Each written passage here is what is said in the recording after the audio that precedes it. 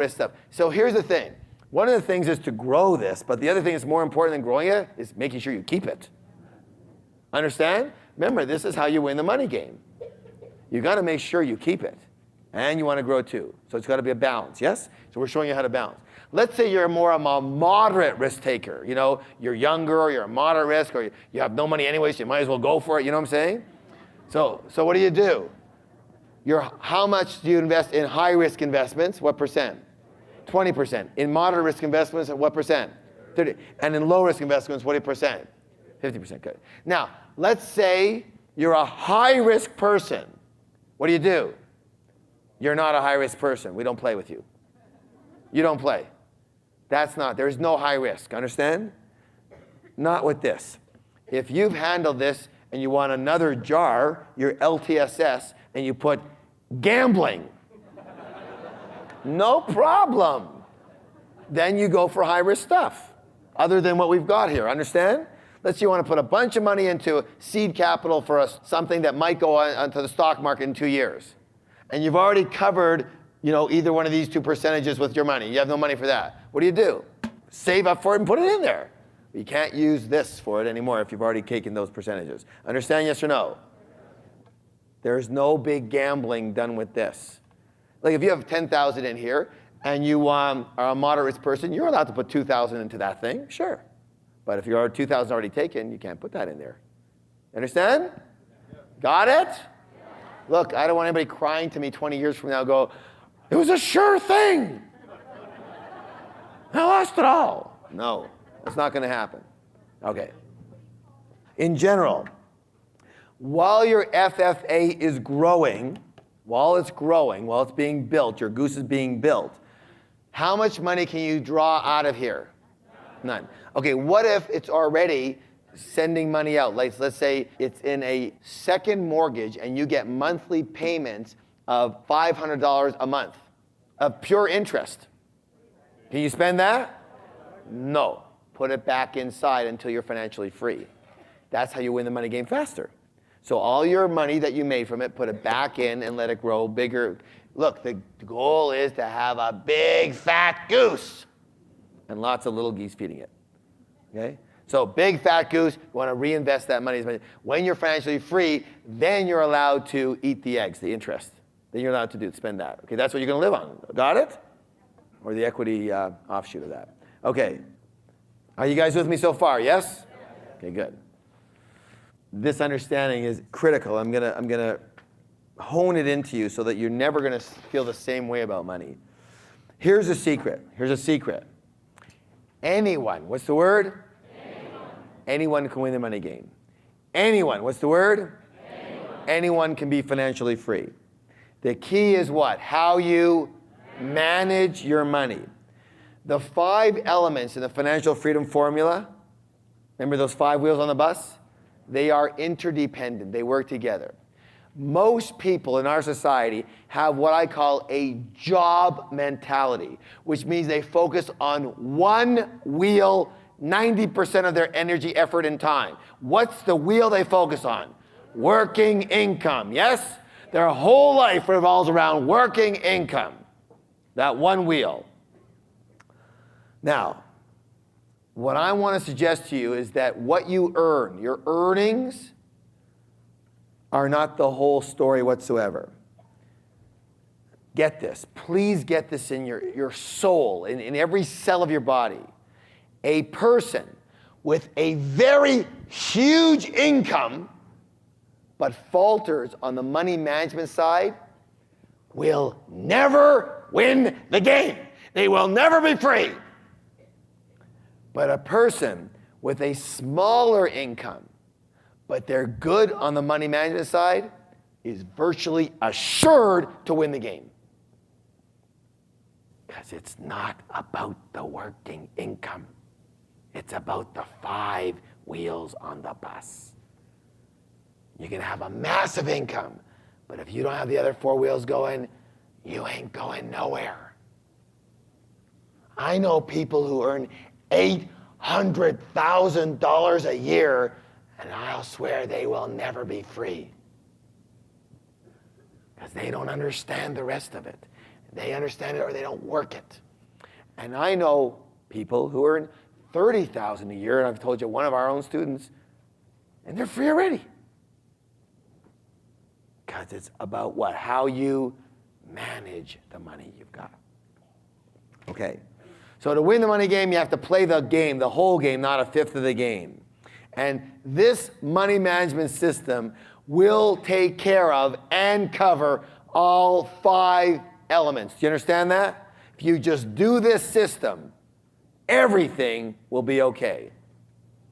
You're not sure that? I just have a recent, from the last course we were at, this is a cute little email that came. Dear Harv and staff, we started our jars at 1:30 a.m. the minute we arrived home from the Millionaire Mind Intensive weekend. After years of having money control us, we now understand what it's like to control money. Awesome. We are having a blast. Paying the bills this month was the first time in 32 years that we weren't at each other's throats. We had such fun paying bills. Having a play account has been a mind-blowing experience for us. We still don't really know what to do with all that money. We have never allowed ourselves to play. On Tuesday, going to the movies, we felt like 2 giggly teenagers. Thank you, thank you, thank you. Good or good? Okay. When you begin to control money in this fashion, the confidence of your entire life will change. Because the one thing that you're so adamantly trying to achieve, you'll start to see it progress quickly. And again, it's not, what's my greater income? Did I get a raise? That's meaningless in the scope of this. You may or may not be able to control your raise, but you can definitely control this. Understand, yes or no? And if you will do this, you will be free. And if you don't do this, chances are really good you'll never be free. How simple is that? All right, so here's what I'm going to ask you to do. Another reason as to why you might not be reaching your full financial potential, I want you to rate yourself again, 1 to 10, as to whether you have a set money management structure similar to this in place and are using it consistently. 1 to 10. Put money management structure. Rate yourself 1 through 10 as to whether you have one in place and are using it consistently and whether it looks very similar to this. If you only have 1 or 2 of the jars, it doesn't count. No. You give yourself a 2. Go ahead, write the words money management system down and rate yourself 1 to 10. You got to be writing it. You have to make the invisible visible. Let me see you write that right now, please. How many of you have some improvements to make here? Yes? Good. Some people laugh and say, I don't have any money to manage. Ha ha ha ha. Listen, here's the rule. It says this. It's not when I have plenty of money, I'll begin to manage it. It's when I begin to manage it, I'll have plenty of money. Saying that I'll start managing my money as soon as I get caught up is like an overweight person saying, I'll start exercising and dieting as soon as I lose 20 pounds. So I mentioned this in some of your evening previews, but this is one of the most critical stories you can ever learn and remember in your whole life. Listen closely. Imagine right now that you are walking down the street with a 3-year-old child. How old? 3. And you come across an ice cream store, and the kid wants an ice cream, so you walk inside with the ice cream store, and they don't have cups, they only have cones, and they have the hard ice cream. And so you get them a single scoop of ice cream. And they have very, very small hands, and they're kind of wobbly with it already, and they walk out the door, and sure enough, the ice cream on the top of the scoop, on top of the cone, falls off and gets on the ground. The kid starts to cry, and they want to go, and they go back in the store with them, of course, and you're just about going to order them another scoop, and they see a sign that shows the triple scooper. The picture, right? And in their little baby voice, they go, I want the triple scoop. Now, being the wonderful, caring, kind person that you are, do you go ahead and get them the triple scooper? No. Why not? Because they couldn't even handle what they had. They couldn't handle the single scoop. Why would you want to create them to fail like that? Let me explain something to you. We live in a very loving universe. The universe is here to support you. And the universal principle of management says this: until you show you can handle what you've got, you won't get any more. If you're not handling a quarter of one scoop, why on earth do you think the universe is going to send you 10 scoops? Do you get it, yes or no? I hope you got that in the cells of your bones. The universe is a supportive universe. And until you handle what you've got properly, you won't get any more. Why? Because you don't need any more. This is a universal principle. Look, I didn't make up the universe. I only live by its rules. And as a warrior and as a wizard, when you can understand the rules and live through them and be in alignment with the universe's rules instead of your rules, everything will change very quickly. You understand that? Yeah. Very simple. So, you have to acquire the skills and habits of managing a small amount of money before you can have a large amount of money. And the key is to start your money management account when? Split up a frickin' dollar if you have to. But split it up and start to manage that dollar. Do you get it, yes or no? Yes. I don't care if you're $1 million in debt. Get a dollar and split it up. Michelle, are you in the room? Can you give Michelle a mic for a second here? This is Michelle Burr. She's our marketing director. And she started by coming to this seminar. She wasn't working with us at the time. What was this scoop with you, if you don't mind sharing, if you don't mind? Sure. It was about 2 years ago, and I was at the point where I was just about to claim bankruptcy, and I just did not want to do that. And I came to the seminar, and I discovered the jars, and I said, this is the way out. This is how I'm going to do it. So I didn't have any money, so I said, okay, I'm going to take $1 a month, and I'm going to split that up in the jars. So I had 10 cents in my FFA, and I had 10 cents in my play jar, and the rest was split up. And I was thinking, what am I going to do with 10 cents in my play jar? How do you play with that? So I went to the store and I bought some double bubble, and I chewed it and blew up the bubble and read the cartoon and had a good time. Anyways. Doesn't take much for her. Anyways. I won't go there. Anyways. So then I said, okay, well, how am I going to get, closer to freedom? And I said, I'll double that dollar every month. So I took the dollar, and then next month I split up $2, and the month after $4, and then 8, 16, 32, and you can see how it adds up. So it took me a full year before I was actually at those exact percentages that Harv's talking about, where your necessity is 55. And so now it's been 2 years, and just last March, I deposited a huge amount into my FFA.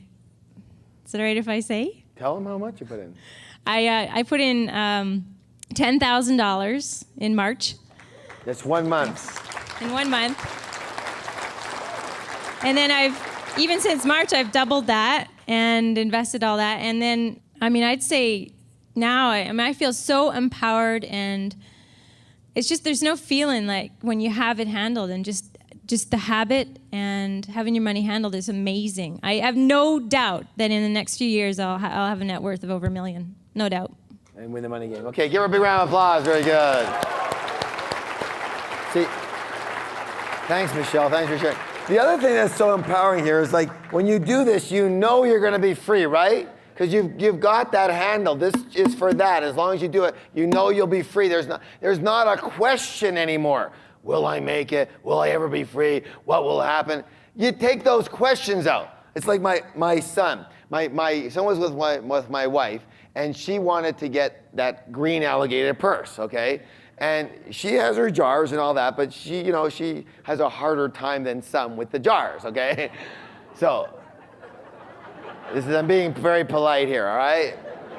But she still does them, but So she sees a person, so she says, she says to my son, she says, oh God, I'm dying for that purse. I've seen it 3 times. I want to get it. I'm going to get it right now. And he says to her, Mom, have you saved for that? And she goes, no, I'll just put it on the credit card. I said, I know, but is that money in your account now for that purse? She goes, no, but I'll take it from whatever. He goes, Mom, if you want that purse, you have to save for it in your LTSS account. Why don't you get a jar and put the green alligator purse on it? And of course, she can't be a bad example. She's going, you're right. And she's like dying, right? She goes home, and sure enough, I see in the bedroom, there's her green alligator purse on the LTSS. It took her 4 months. She got her purse. But she felt, when she got her purse, she said, I feel so good about this purse. And here's the thing. Here's the beautiful thing. Anything you really want, you're going to have with your LTSS. Like those things you really wanted. You wanted to have the certain car one day. Okay, it might take a little while, but you got to get it. You're gonna get it. There's no more question.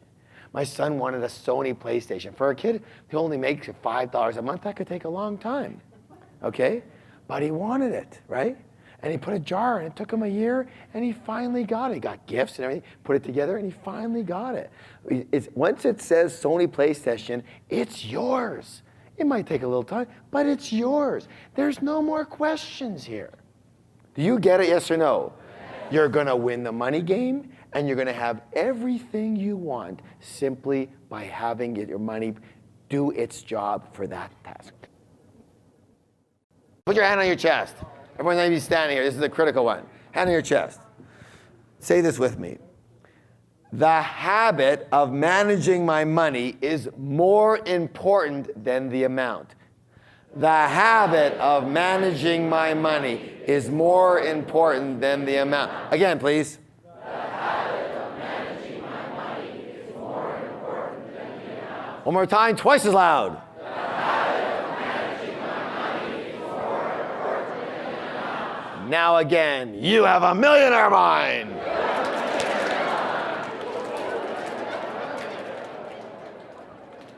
All right. This is wealth rule number 1. Now listen closely. I have a saying that says this. Where attention goes, energy flows, and results show. Let me hear you say that, please. Where attention goes, energy flows, and results show. Wealth rule number 1 is the oldest rule in the book. It works like crazy, yet hardly anybody uses it. And all it simply says is what? Financial freedom what? And the one other way you can do it for you, you'll understand is FFA what? First.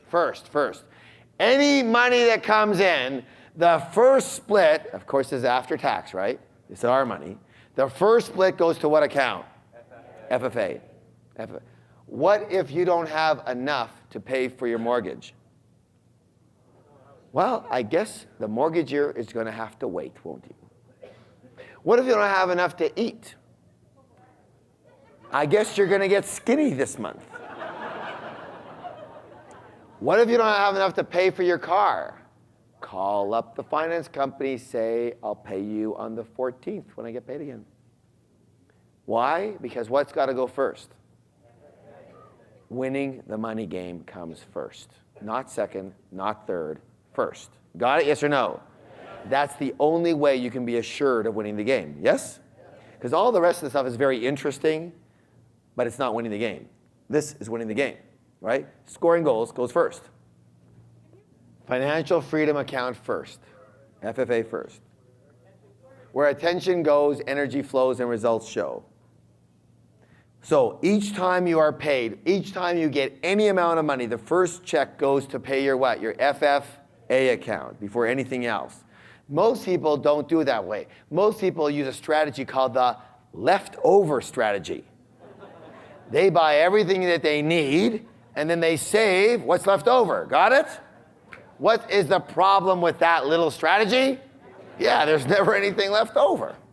So you end up never winning the game. Now, so that's why one of the best ways to do this, to be sure that you pay yourself first, is what I'm going to call a forced savings or investment plan. What does that mean? Who can tell me? It comes off automatically and goes directly into your certain account, your FFA account. So if you are fortunate enough to have that going for you right now, mwah, that is the best. It's great. Because why? Because you don't want to be involved in this game as much as possible. You want to be systemized, not thinking about it. I'm going to harp on you on that this whole weekend too. Let me just say this. Who you are, your habits, and your methodology, and what you think is a good strategy has gotten you exactly where you are. For some of you, that's great, but it could be enhanced. For others of you, you're going, uh-oh. What that means is this. We don't want what you know involved. We don't want what you think is right involved. We only want what works involved. Boop, boop, boop, boop, boop. That's it. Okay? Got it? Yes or no? Yes. What you think is the right thing to do, forget about it. We're working on this way. If you don't think this is the right thing to do and you're broke, let's let go of the thing that's got you broke and let's just work on what works. Let's try this for 1 year. How about trying it for 1 month and watch the miracles? Fair enough? You can do that for yourself, can't you? Even if you say, that'll never work. Fine. Say it all you want. Just do it for a month. And you will change your mind very quickly because everything will change for you. Okay, so FFA first. So this is another reason why you might not be reaching your full financial potential right now. Rate yourself 1 to 10 as to whether on every single dollar that comes in, the first 10% at least goes to your financial freedom account right now. 1 to 10. On every single dollar that comes in, the first 10% at least goes to your freedom account. Go ahead, rate yourself 1 to 10 here. Put FFA first, rate yourself 1 to 10. You got to be doing this. You got to see it for yourself. Good. How many of you can use a little bit of improvement on this one? Yes or no? Yes. Very good. Good. Does anybody know what this is? It's a magnet, and it's really obvious, isn't it? That's like the best one ever. Ever. They know. Look, these are almost the same. Can you see that? Usually, like, this is like crossed out. It's like, no one's really ever been able to guess what it was before, so. All right. How many people have heard this saying? It's called the law of attraction. The law of what? Attraction. Like attracts, money attracts. Your FFA account acts like a what? A magnet. The more in, the more it attracts. So the key is to get started. What's the word? On building your money magnet. By the way, how many of you have noticed that? People have money, get more money. What's the saying that says this? To he who hath, more shall be given. Yes or no? Isn't that a weird one compared to all these other people? To he who hath, more shall be given. Right? Because like attracts like. It's the laws of the universe here. So the key is to get started building your money magnet, building your habit. So here's the thing. Out of habit, out of what? I recommend, see, again, what you put your attention on is what grows. Where attention goes, energy flows and results show. If you're cucking around with debt, your whole life will be around debt. You understand? What a drag. You can't win the game like that. So I want as much of your attention going into an arena called what?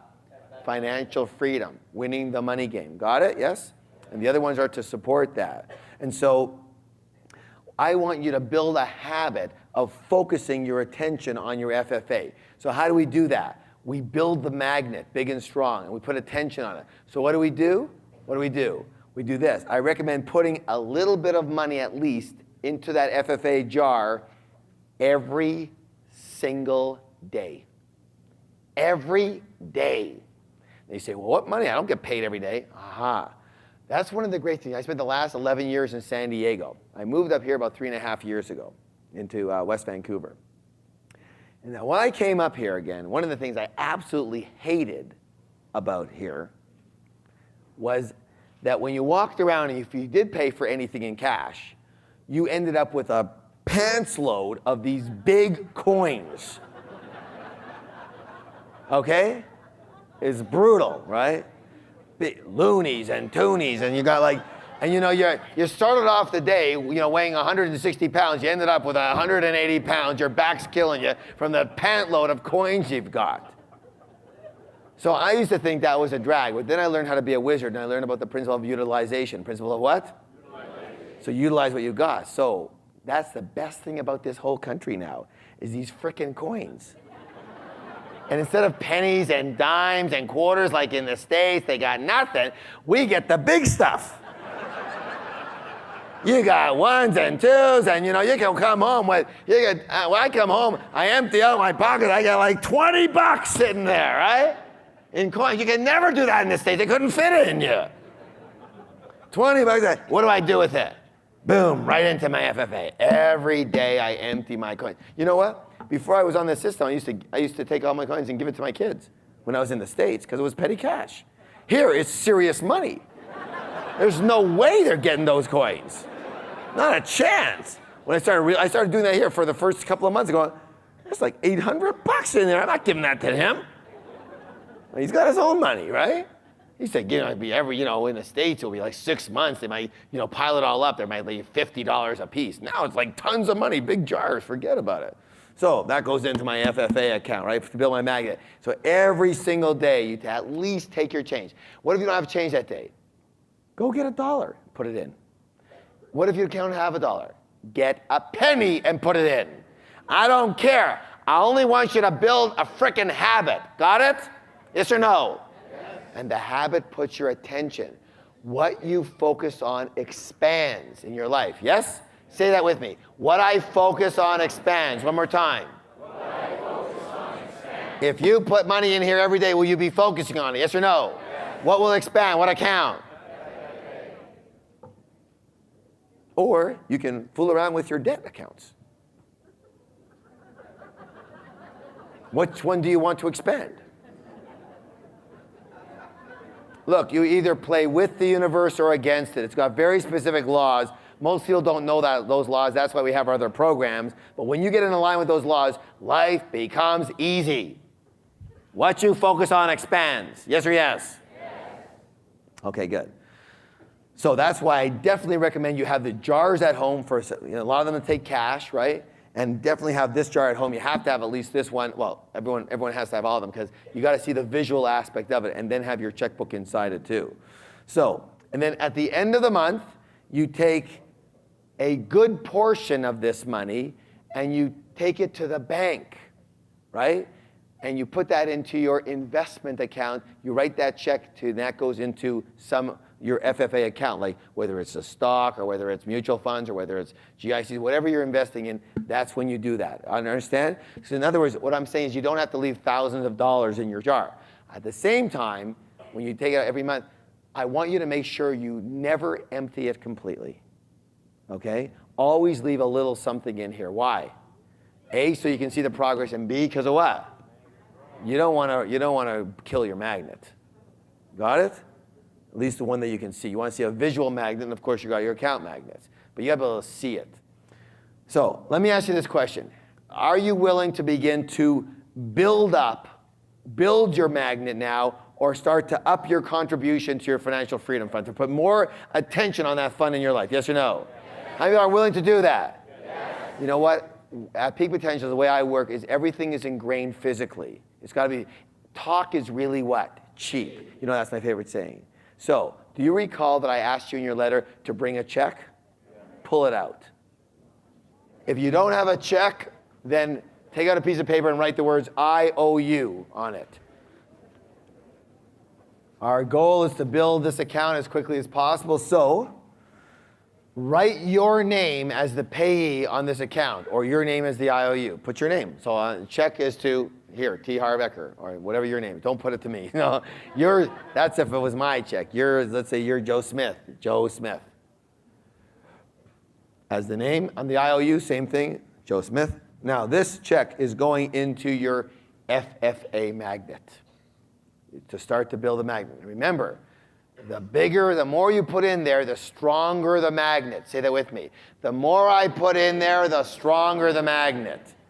Stronger the magnet, the more money it attracts to you. Do you understand? To he who hath, more shall be given. You got to start hathing. You got it? Look, if you've got 500,000 in your magnet, you're going to have a certain rate of money coming to you. When you have 2 million in your magnet, you can pretty well guarantee it will be double or triple the rate of money that comes to you. Do you understand what I'm saying? If you have $10 in here, there's going to be a rate that the money comes to you in your life. If you have $1,000, it'll come a lot faster. 10,000 even faster. If you have $1 million in here, it starts flooding in.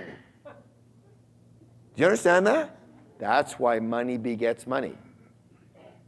To he who hath, more shall be given. And I'm not a Bible person, and I'm just telling you the way it is from my experience. It's a magnet. The more you have, the stronger the magnet, the faster it comes. That's why this is the logical side. This is the system side. But there's spiritual principles in the development of all this. Do you understand what I'm saying here? That are at work. And you need to follow those principles, and they're all ingrained. So, how much do you write the check for? Whatever you want. If you have no money, write it for 10 cents. If you have a lot of money and you want to up your contribution, you say, you know what, I want to really step on the gas with this. Write it for $1,000. Write it for $5, $10, whatever you feel comfortable with. The only thing I ask you is do not use the money that we asked you to bring for the course. Because that's not in a check form anyways. That's in a cash form, right? That money doesn't go anywhere. That's to be used for a visualization exercise. Okay. So again, even $5 on your check, even $1 is fine. Because what's most important? The habit or the amount? Say that please with me. The habit is more important than the amount. Again, the habit is more important than the amount. Why don't you see, let's see your daily contribution. What are you putting in today? Now, here's the question. What if during the month you put a bunch of money in here? Can this count towards your 10%? Yes, of course it can. Absolutely, yes it can. Or it can be over and above. It's up to you. I'm going to say it again. The bigger your magnet, the faster the money comes. Raise your hand if you've got your check made out completely, yes? Or an IOU? All right, go ahead and hand out the envelopes, please. On the front of the envelope, write Financial Freedom Account, or FFA, whatever you choose. Financial Freedom Account. Put your check or IOU inside there and seal it. And the question I have for you is this. How many of you commit, what's the word? To depositing this check or IOU into your financial freedom account or in the bank or in your jar within 3 days of returning from this program? Okay, does anybody not commit to that? Okay, so everyone is committing.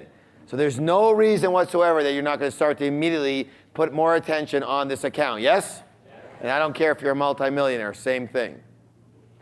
Now, I want to share a couple of more pieces with you.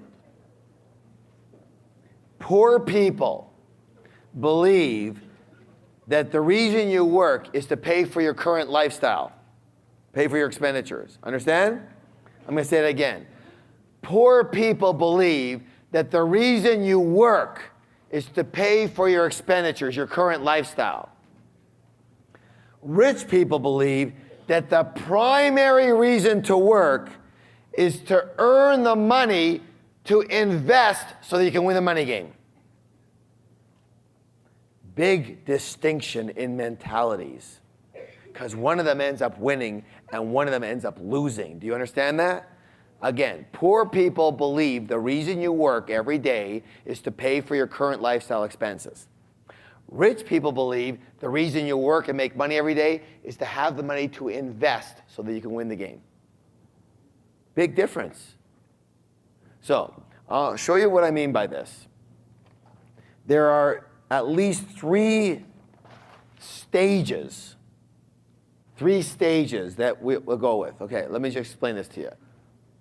So stage number one is where a lot of people are. They get their money from their job or their business. So the money comes from their job or business, and it goes to pay their expenses. That's where most people are. Stage number 2 is where I'm asking you to go immediately, and if you're already there, up it dramatically. The money from your job or business, part of it goes to pay for your passive income investments, right? And part of it goes to pay for your expenses. Got it? Yes or no? So you split that off. By the way, you know how many people get to here?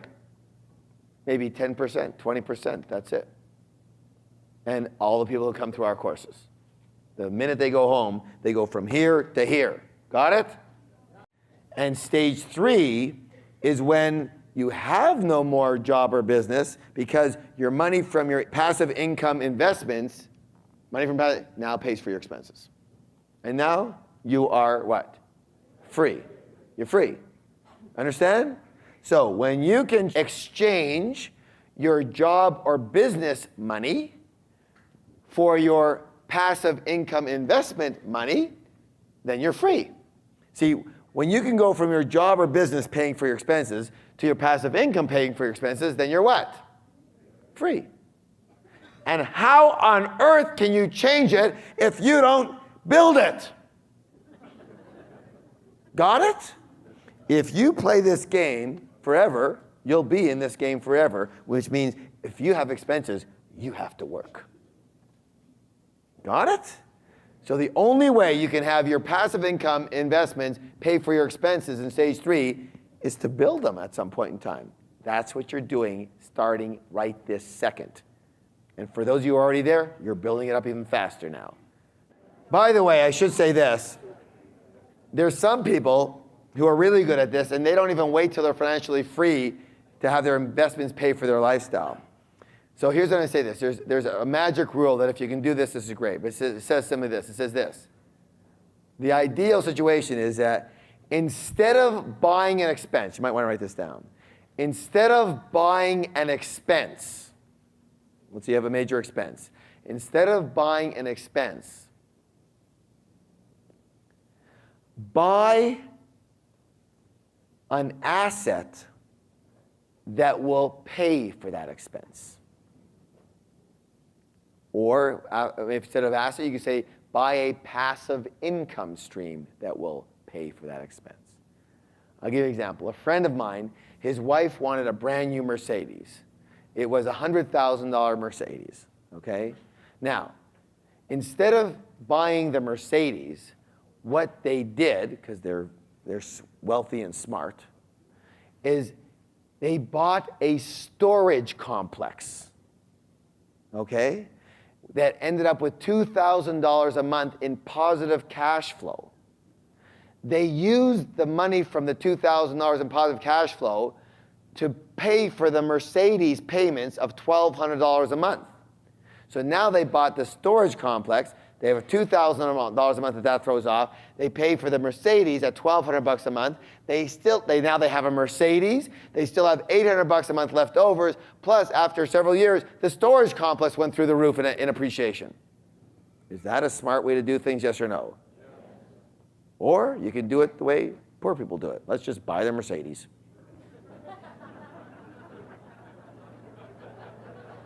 We'll drive a nice car. We are frickin' broke, but we have a nice car, okay?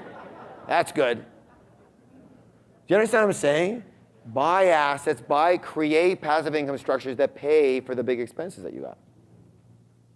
All right, now, let's go on with this. Remember, clarity equals what? Power. You have to be crystal clear on what it takes for you to win the money game. The goal is simple, to have your passive income exceed your expenses. And again, the amount is different from everybody, but you have to know clearly what it is for you. So, here's what we're going to do. Remember that initial number that you wrote down as to how much money you need per year? Yes or no? In passive income? In passive income, for you to live the lifestyle you want, I want you to re-look at that number now that you're more ingrained in our philosophy with simplification, with understanding. And hold on. I want you to come up with what I'm going to call your first level of financial freedom. First level. What that means is this. Okay, take Harv. So Harv would prefer to have $1 million a year in passive income for me to be financially free. That's my preference. But the truth is, if I really look at it and go, is that level 1? I say, well, no, I don't really need that kind of money, to be financially free. Like, what would it really take for me to just, I don't have to live in the lap of luxury, but just to have the choice that I know in my life, I never actually have to work again, okay? What would it take? How much would that take, Harv? Okay, according to my expense agenda, it might take, really, I could probably live pretty good, at least to a point where I don't ever feel like I have to work again. $150,000 a year, I could live, okay, level 1. I can handle that. Understand? Right, a reasonable amount, at least for some of you anyways. So, $150,000 a year. So now my number that would then be, I need I don't say $1 million a year, I say $150,000 a year, because that's level 1. Once I've reached level 1, am I allowed to go to level 2? Of course you are. That's what I want you to get. Let's start with a level 1 number that you can realistically shoot for now and go for. Once you get there, you can up it. Go to level 2, level 3. You can even write them all down. Level 1, $150,000 a year. Level 2, $250 a year. Level 3, $500 a year. Level 5, $1 million a year. Let's see what level 1 looks like, where at least you know you never have to work again unless you choose to. Winning the game. Can everybody buy that? All right. What's your level 1 number? Don't make it like too low where you go, oh God, I'm going to have to supplement this. No. Make it to where you can be on the golf course, on the beach all day long, basically, if you want to. You don't have to live, buy yachts and boats or anything. Just do what you want to do, basically. All right? So I want you to come up with that number right now. Revise this. You can put level 1. Financial freedom number 1. FF level 1. Always include the taxes and inflation. So it's always 50% more. All right? So level 1. What's your level 1 number? FF level 1 per year, okay? All right, by the way, how many people have made a bit of a revision from their first number? Very good, very good. How many of you feel more comfortable now that you can actually win this game now? Right? How many of you are excited right now that this is an amount that's feasible for you? You know what it takes for you to win the game now, right? And you know what it takes for first stage. In other words, you can live with this. This feels good for you, yes? Clarity is what? Power. It's what? Power. Do you feel the power, yes or no? Yes. So you have a number in your mind now, and you know what it's going to take, this much in passive income. Now you can shoot for something. Now you can play the game. Now you got a hoop. Before you were dribbling around, I mean, where do I shoot? Nothing. You're not just dribbling. All you do is get sweaty and tired. You can't score any points. All right. How are you going to be absolutely certain that you create this? All right, here's the big question for you. What are you going to do financially once you're free? What are you going to do on a financial level once you're free? Sleep in. Sleep in is good, but it's not financial. That's right. Once you're financially free, remember the law of maintenance, you still have to do something. You still have to do what? Manage and invest your money, yes or yes. Does that take any time, yes or no? Of course it does. Does it take a long time? Not usually. Most people who are financially free, they spend some time managing and investing their money, yes? Okay. In fact, once you have quite a bit of money, it's a daily thing. So generally, you have to spend about 20, 30 minutes a day for sure handling your money. Calling this broker, going that, moving this, changing that, checking that, yes? Checking it out. That's generally the case. Now, so what's going to happen is managing and investing your money in the future when you're free is going to be your part-time business. It's going to be your only business, yes or yes? So the secret is to get into that business now. One of the things I always teach my participants is whatever you want later, start doing it now. If you want to be courageous later, be courageous when? Now, because we are creatures of what? If you want to be turn into a kind person, when do you have to start being kind? Now. If you want to be rich, when do you have to start acting rich? Now. So do what rich people do. So the secret is to consider yourself from now on in a new part-time business. The business of managing and investing your money, as well as creating and participating in passive income streams. Now listen to this. This business is the most lucrative business in the world. How do you know? Because only rich people are in it. Poor people are not in this business. Understand? That's why it's the most lucrative business in the world. So, I'm going to ask you to commit. What's the word? To 20 to 30 minutes per day for your new part-time business. And if you're willing to do that, you will be free for the rest of your life. So what do you do in your 20 to 30 minutes? Number one, you can learn about investments and learn about passive income streams and passive income structures. You can actually invest. In other words, it takes time to call the broker. It takes time to hit the computer. It takes time to speak to the money management fund. You know what I'm saying? It does take a little time. You understand? It takes time.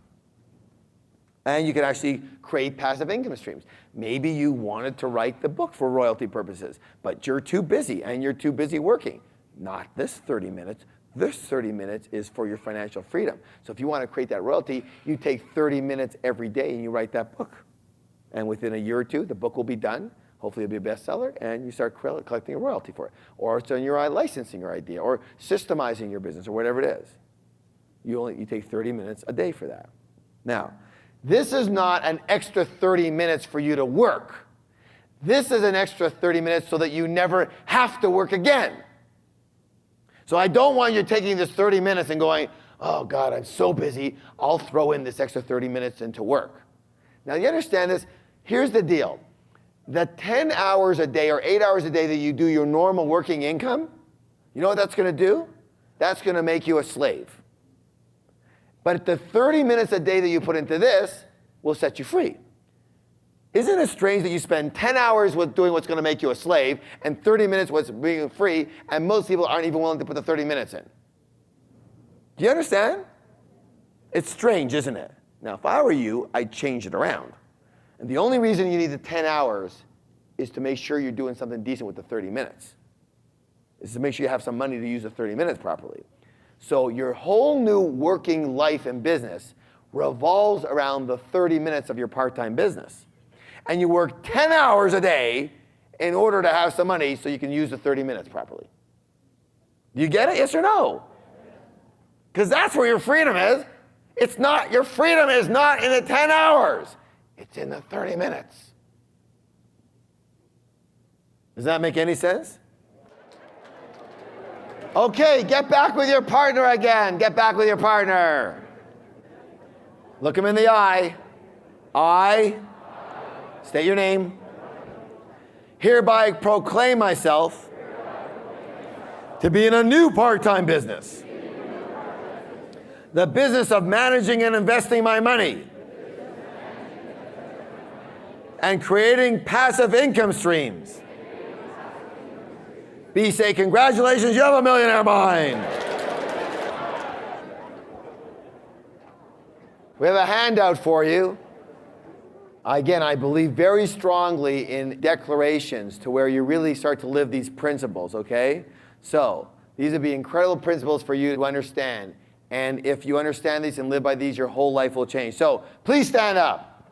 This is called Attitudes of Wealth, Winning the Money Game. Now, put your hand on your chest.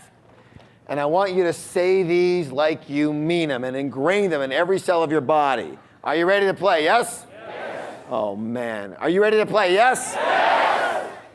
We're going to say them together. Let's go. I am an excellent money manager. I always pay myself first. I put money into my financial freedom fund every day. My money works hard for me and makes me more and more money. I earn enough passive income to pay for my desired lifestyle. I am financially free. I work because I choose to, not because I have to. My part-time business is managing and investing my money and creating streams of passive income. Give somebody a high five and say, you have a millionaire mind. How many of you had a good time tonight? How many of you got your head twisted around? How many of you know how to win the frickin' game now? How many of you know there's a system to winning the game? All right, good. So now people ask us all the time, where do you buy the jars? No, I'm not kidding you. For years and years and years, we would go around to cities and wherever we were, we say, there's ones in Walmart, but they don't have enough, and this and that. So here's what we ended up doing. So what we found is that the people who start the jars immediately, start the system immediately, everything changes for them immediately. The people who don't buy the jars, what do you think happens for them? Not a heck of a lot. Go back to their old habits, it's over. I urge you, start the jars when? Now. When you take them home tonight, you immediately put money into which one? Where do you get that money from? Your envelope. You've already got it. You start building the magnet when? Immediately. And just watch the miracles that occur. I'm telling you this. I hope you understand. I'm coming from my heart here. I don't know why it works. I mean, I have an idea, but I know that it works. I know that if you start to do this money management system, that all kinds of miracles will begin to occur in your life that you had no way of knowing, why am I starting to get lucky? Do you understand what I'm saying? Like, how many of you would like to be a lucky person?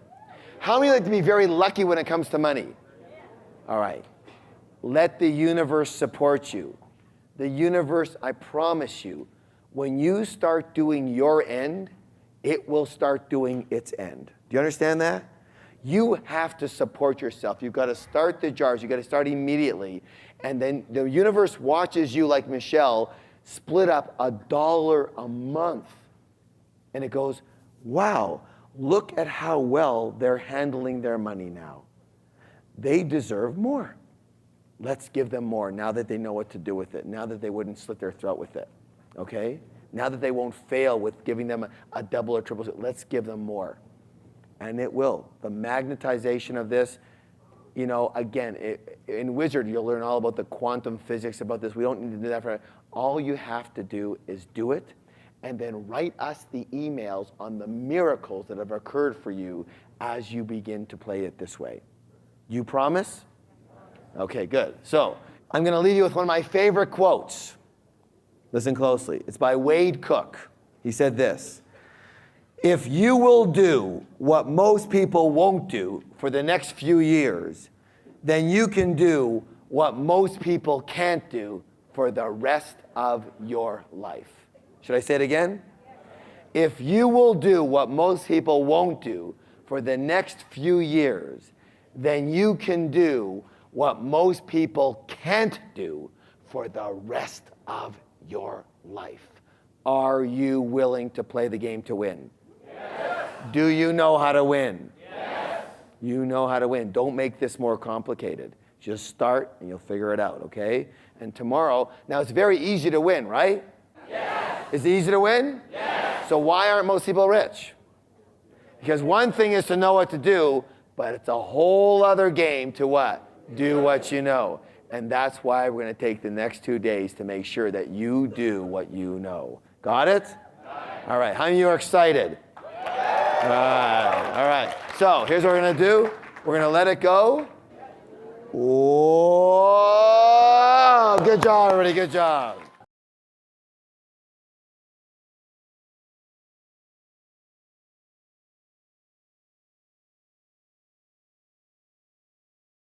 You're just going to watch what happens to your life when you do this. You're going to be so flabbergasted, you'll be blown away. When you start to do this and you see that you've got money in your play jar and play account, by the second day of the month, you're going to start to think, what am I going to do with it this month?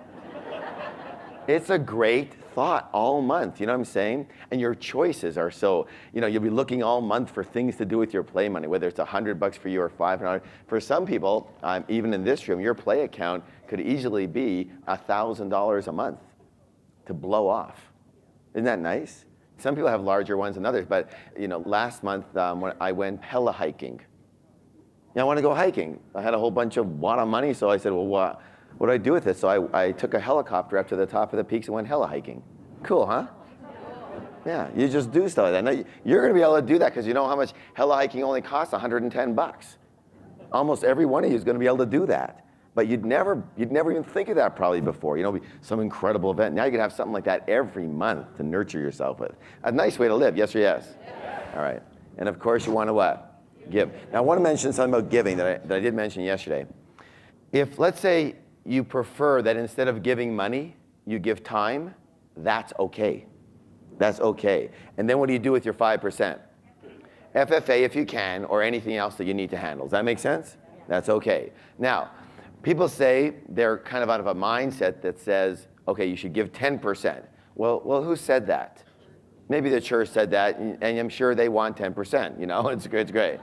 If you choose that, then you choose that, but it's got to come out of your necessities to do that. Okay, we say 5%. Now, what happens, and then there's another saying that says, you should give what you want to receive, meaning if you want money, you should give money, right? You've heard of that one? Who said that one? Same people, right? So, not a problem. You can do that if you want, but here's my experience. My what? See, I don't go by saying that. I go by my experience. Because remember, I used to be really broke, and now I'm really rich. So I have my experience to go by, plus I have the experience of 40,000 other people. Does that make any sense? So that, for me, is a lot better than a lot of sayings. So here's my experience. My experience is, when I didn't have a lot of money, I didn't have a lot of money to give, so I gave time. And I got really rich. So here's my experience says that time works just as good. Okay, does that make any sense? If I stayed broke and I gave time, I would have maybe changed my mind, but that's not what happened. And that's not what continues to happen. Personally, just so you know, especially the busier and the richer you get, the more you give of your time, it's much more of an effort for me to give of time than of money. Much more of an effort. All right? So take that as you want to. All right, remember I asked you yesterday to keep your green sheets with you, so please bring those out. Put your hand on your chest so you can feel the vibration of these words as they ring into the universe. I want it twice as loud as yesterday. Are you ready to play? Yes. We're starting with I am an excellent money manager. Here we go. Go. I am an excellent money manager. I always pay myself first. I put money into my financial freedom fund every day. My money works hard for me and makes me more and more money. I earn enough passive income to pay for my desired lifestyle. I am financially free. I work because I choose to, not because I have to. My part-time business is managing and investing my money and creating streams of passive income. Give me a high five and say, you have a millionaire mind.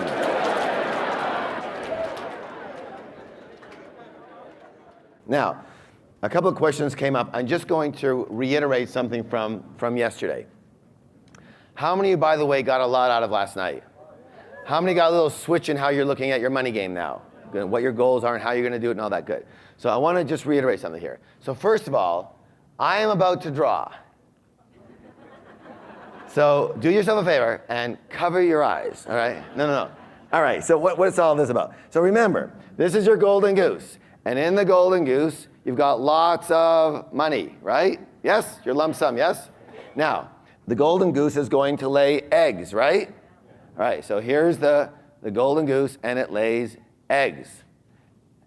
And the eggs are then going to go to you when? When you are what? When you are retiring, okay? When you don't want to work anymore. Now that could be at 60, 50, 40, if you're really lucky, 30, right? Whatever it is for you. So the eggs are going to you. So what do you live off, the goose or the eggs? The eggs. Now in this case, this is our lump sum, for example. So it's in, let's say this one's in financial instruments. So again, stocks, bonds, interest, mortgages, mutual funds, RSPs, all those things, right? Now, so what is basically the three things that the eggs work out to be in this particular case? So one is interest. What is it? Interest. Another form of income from that is what? Dividends. Good. And a third one is what? Earnings. Thank you. Earnings. All right? So you've got interest coming to you, dividends coming to you, and earnings coming to you. So interest would come from what? Give me an example. Yeah, so mortgages. You own mortgages, right? And by the way, I love mortgages. I think mortgages are cool because generally they're fairly safe and you get a really nice rate of return, and I like the fact that they're backed up by something, all right? So you get interest from that. Give me an example of where you'd get dividends. Yeah, certain stock, blue chip stocks, they pay off dividends every year, okay? Give me an example of where you'd have earnings. No, we're not into passive income businesses yet. Capital gains, right. So let's say your stock that you bought goes from $30 to $40. How much money did you make? $10. And let's say you have 100 shares. How much is that? That's $1,000. Are you allowed to use that $1,000? You're now retired. You don't work anymore. What else are you going to use? Of course you are. That's part of your egg. See, is the $30, the principal, is that part of the egg or part of the goose? It's part of the goose. Understand? Raise your hand if you do not understand what I'm talking about now. So everyone understands. So the $30 that you put in per share for stock, that's part of the goose, right? That's your principal. But it lays eggs. The eggs are the earnings, right? So now it went to $40, so now you made $1,000. Are you allowed to sell it? What part should you sell? Just the egg, the $10 overage, right? Got it? Are you allowed to do that? Yeah, what else are you going to live on? Of course you're allowed to do that. Right. Got it? Yes or no? Yes. Now, you're also going to have what coming to you? What kind of income? Coming from what? Passive income businesses, right? So you might have one or two also giving you money. Now, here's the question. All of this stuff, these eggs, what are you going to do with these eggs? You're going to what? Well, someone said it. Thank you. You're going to continue with your jars. Understand? That's the trick. When you are not working anymore, does that mean the jars are over? Of course not. You continue with your jars. Now, hopefully, you can change the percentages. Maybe at that time you don't need as much in necessities. Maybe at that time, you know what I'm saying? But generally, you just continue on with the jars. Because that money, what are you gonna do? Stop managing your money all of a sudden? Does that make any sense? So all the money that comes in, now, these eggs, when you're in retirement, goes back into your what? Into your jars or accounts. Does that make any sense to you? Yes? There was a question over here, nice and loud.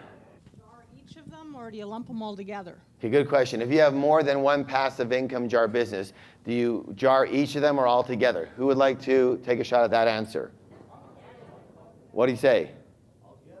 All together. It's just all money, right? You're going to divide up everything, right? So you're not going to say this is from this business, this is from this business, this is from this business. It's all of your income. All of your what?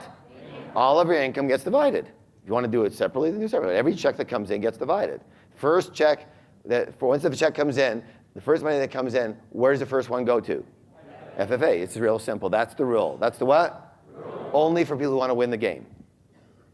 It means if you don't do that rule, what are you actually wanting to do? Lose the game. If you want to choose to lose a game, then don't pay yourself first. If you want to choose to win the game, then the rule is you have to pay yourself first. Simple? All right, good. Let's move on to what we're doing today now. In last night's section was called Winning the Money Game. What's it called, please? Now, it seems simple enough, yes? So why aren't most people rich? Because it's one thing to, again, know what to, but it's another thing to what? Do what you, and why is that? Why is that? There's a problem there. I want to share something with you that most people don't talk about. Most people don't talk about it because they're not familiar with it. And that is the reason why it's so hard to change is this word right over here. What's the word, please? Habits. Now, we have certain habits that we do, right? Yes or no? Okay. So there's doing habits. But here's what nobody seems to tell you. Just as importantly as doing habits, there are, what's it say? There are not doing habits. Understand? Yes or no? So you have certain habits that we just normally look at and say, that's a habit. I mean, everything that you do basically is a habit, yes? But here's the thing. Listen closely. This is critical. The reason it's so hard to change for people is that Everything you don't do is a not doing habit. You're in the habit of not doing it. That's why I can talk about this till I'm blue in the face, but you won't do it. Because you have a habit of what? Not doing it. That's what we're going to change this weekend. Because the habits are part of your toolbox. Do you understand? As I said yesterday, if you have a tiny leak in the toolbox or your toolbox isn't big enough, then you can never attract or have that kind of money or wealth or freedom. So now we're going to work on the inner side to make sure that we change what's going on the inside so that you will do and you'll feel great about doing what you need to do to win the game. Got it? Because there's a lot of people in this room right now, for the most part, who you're ingrained, you are conditioned to lose the game. It is your training to lose the game. We want to retrain you this weekend to win the game. Is that fair enough? Yes. All right. Yes or no? Yes. Good job. Are you excited? Yes. You should be excited. All right. So for some of you, this first little section here, and again, don't forget that this is critical. Every time you're thinking about making a change, give yourself an understanding that you are in the habit of not doing what you're trying to do. And that means you're going to have to really press on the gas and replace it with, really focus on that habit of now doing it to make that your new habit, yes? It's one way or the other. Habit of doing it or habit of not doing it. So it's not like, oh, I'll do this 1 week, and maybe if I feel like it, I'll do it in a couple of more weeks. Have you created a habit? What's your habit? Yeah, you have. Your habit is not doing it. You're going to create one of the two. Do you understand? So you've got to work it. I say, no. So here's the thing. I used to be in the fitness business, and one of the things that was very interesting is in all the research, it showed that we had these things, treadmills. You know what a treadmill is, right? It showed that people who use the treadmill, listen to this, 7 days a week, 7 days, not 6 days, were by far the most likely to stay on their program. They use it 7 days for 30 days. Those people who use it 6 days stay on a little less. Those people who use it 3 days a week, only 50% stayed on. Those people who used it once or twice a week, they fell off the program all the time within 30 days. Why is that? Because they never created the what? The habit. And we are creatures of? So you want to utilize that principle in our favor. Habitualize yourself to do things that are empowering to you. Good idea, yeah? Totally. Use what's there. Okay. So this is a little bit of a review for those people who were with us for the evening. But again, watch for the 3 most dangerous words in the English languages are? I know that. All right, you ready to rock and roll? Very good. We live in a world of duality. A world of what? Duality. Give me some examples. Help me out. Up and down. Black and white. In and out. Yes and no. Hot and cold. Good, good. So just as there... What's that? Loud and quiet, okay. So just as there are outer laws to money, therefore there must be what? Inner laws to money. There's a saying that says, it's not enough to be in the right place at the right time. You have to be the right person in the right place at the right time. So who are you? How do you think? What are your habits? What are your traits? What's your character like? How do you really feel about yourself? How confident are you in yourself? How much do you trust others? What is your ability to act in spite of fear, in spite of doubt, in spite of worry, in spite of inconvenience, in spite of discomfort? And what is your ability to act when you're not in the frickin' mood? How do you believe that your inner character and beliefs have a big part to do with what determines your success or not? See, after being on both sides of the fence here, I believe that is the biggest side here. Stuart Wilde, anybody heard of him?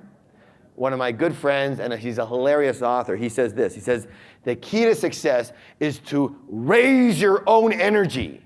And when you do that, people will naturally be attracted to you. And when they show up, bill them.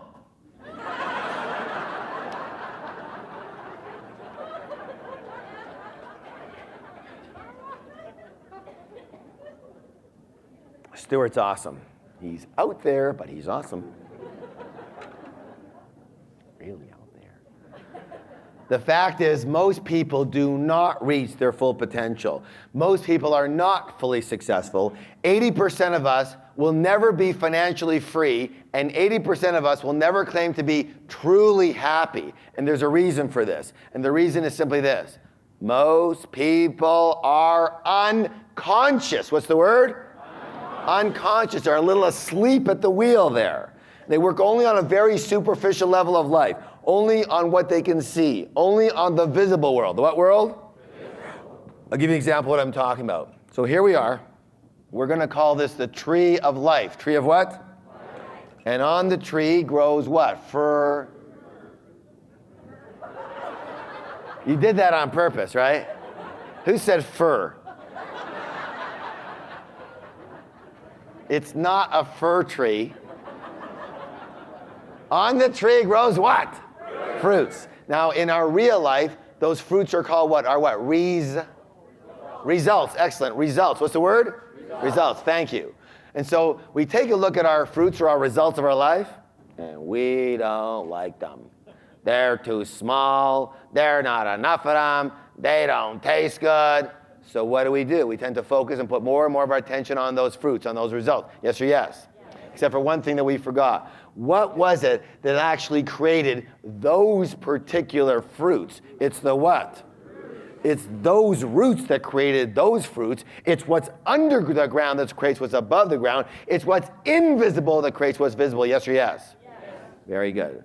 And so a lot of people say that they don't believe in anything that they can't see. And the question I have for you is simply this. Why do you bother paying your electric bill? In my humble experience, what you cannot see in this world is far more powerful than anything you can see. How many people might agree with that statement? I'm not asking you to buy into that at this point, but let me just say this. To the extent that you don't agree, utilize, or imply that statement, you must be suffering.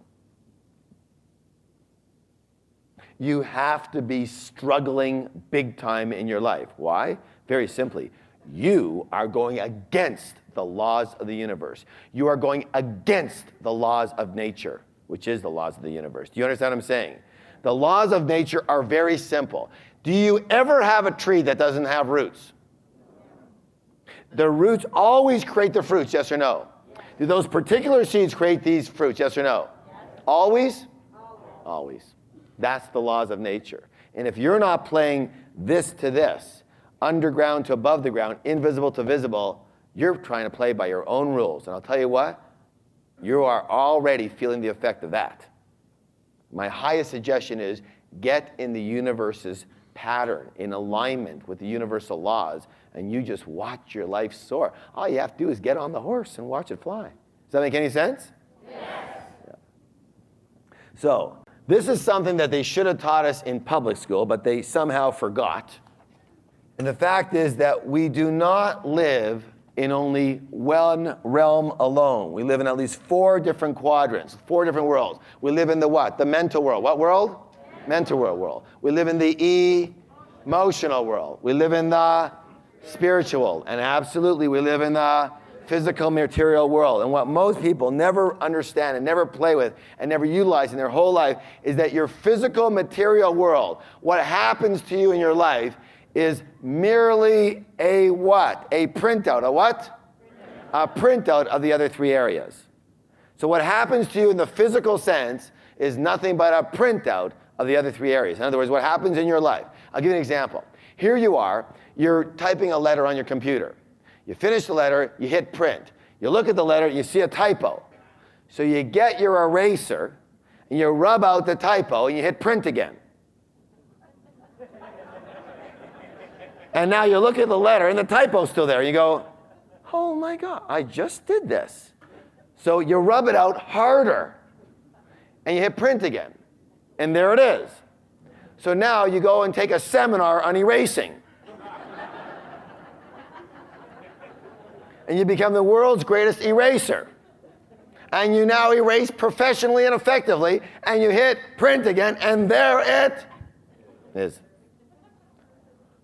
So you can hit print as much as you want, unless you change the program, you will continue to get the same thing, no matter what tools or how big an eraser you use.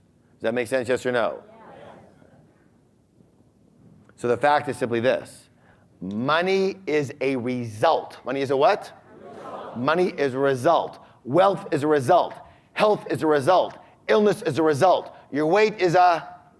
We live in a world of cause and E. How have you ever heard anybody allude to the fact that a lack of money was a bit of a problem? Let me say this. A lack of money is never, ever, ever, ever a problem. It's never a problem. A lack of money is merely a what? A symptom. A what? A symptom of what's going on underneath. Lack of money is just your result. What's the cause? Lack of money is your effect. What is the cause? That's what we want to look at today. So, it boils down to this, that the only way to change your outer world is to first change your what? Let's do this declaration together. Please stand up. Hand on your chest so you can feel your vibration.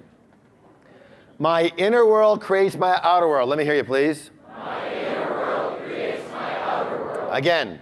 My inner world creates my outer world. One more time, twice as loud. My inner world creates my outer world. Give somebody a high five and say, you have a millionaire mind. And have a seat, have a seat.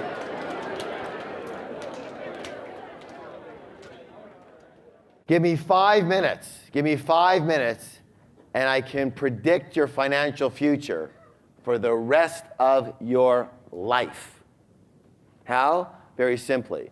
In a very short conversation or with a few questions, which we're going to talk about in a few minutes, I can identify what's called your money and success blueprint. Money and success what? Blueprint. Each of us has a personal money and success blueprint already ingrained in our subconscious mind. And it is this blueprint, more than anything else and more than everything else, that will determine your financial life. So, let's talk a little bit about the blueprint here. I want to introduce you to what's called the process of manifestation. The process of what, please? Help me out here for those of you who know it. Your thoughts, your what? Thoughts lead to your feelings, which lead to your what? Actions, which lead to your what? Results. Say that with me, please. Your thoughts lead to feelings, lead to actions, lead to results. So, what does basically your blueprint consist of? Thoughts, feelings, and actions around money. That's your blueprint.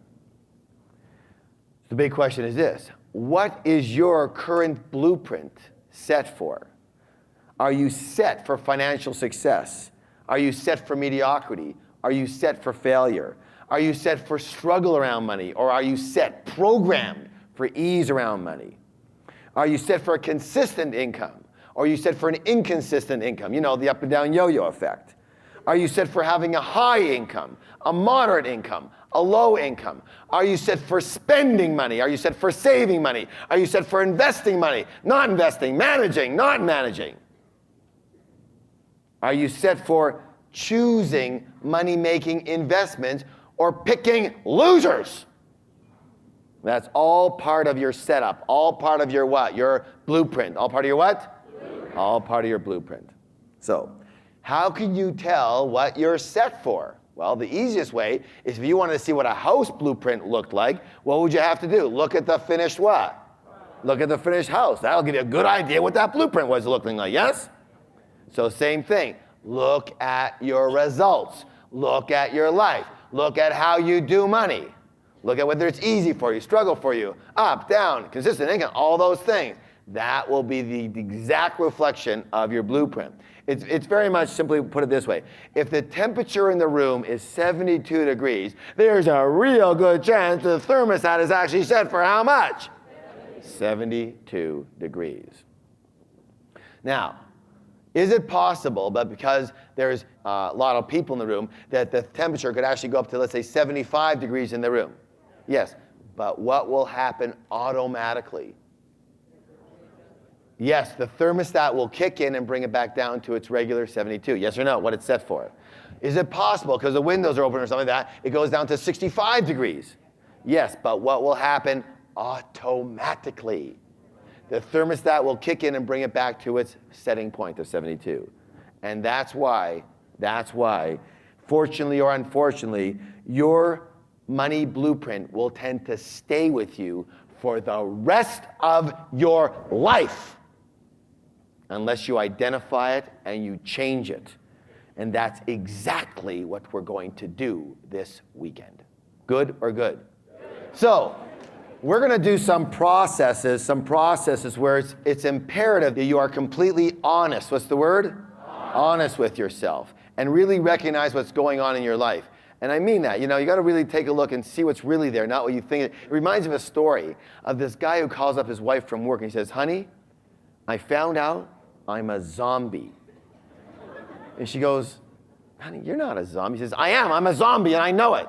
She says, okay, let's talk to your mom. So they call up mom. And he says, Mom, I'm a zombie. She says, honey, I didn't give birth to a zombie. You've never been I am a zombie and I know it. She says, okay, don't worry. Let's call up Dad. So they call up Dad and he says, Dad, I'm a zombie. And he says, okay, son. He says, hold on, I understand. I'll be right over. He just lived a few blocks away. He went over to his house. He says, son, he says, let me ask you a question. He says, do zombies bleed? And the son says, no, zombies don't bleed.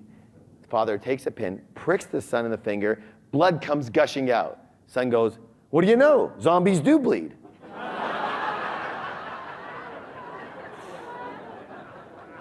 So who can tell me the first element of all change? It starts with an A. What's the word? Awareness. What's the word? Awareness. It's very difficult to change something unless you know that it exists and what it looks like. And that's what we do in this program. We make the invisible visible so you can deal with it. Yes? So you've got some choices so that you can take a look at it and make some choices versus it just running you on automatic. Yes? That's what we're going to be doing here. So we're going to start with a process, an exercise here. So just relax for a moment. I want you to totally relax, and I also want you to close your eyes. Close your eyes. Now, if you're the kind of person that has trouble closing your eyes, then notice that and close your eyes.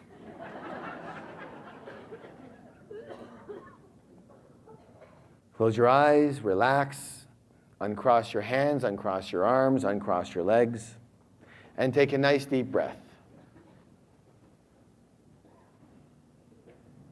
Please don't take yourself out of the process. Sit up nice and straight. If you're tired, that's interesting, sit up.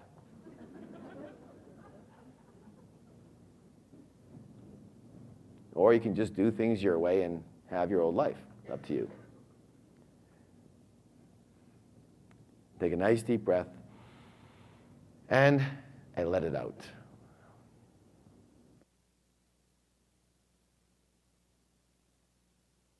Again, in and out. And do your best to breathe from your belly. When you inhale, your belly goes out. When you exhale, your belly comes back in. Nice, deep breaths. And just focus on your breath. Focus on your belly going in and out.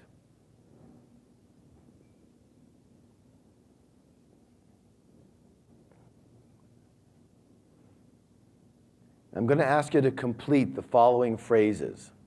It could be with a single word, several words, or an entire sentence.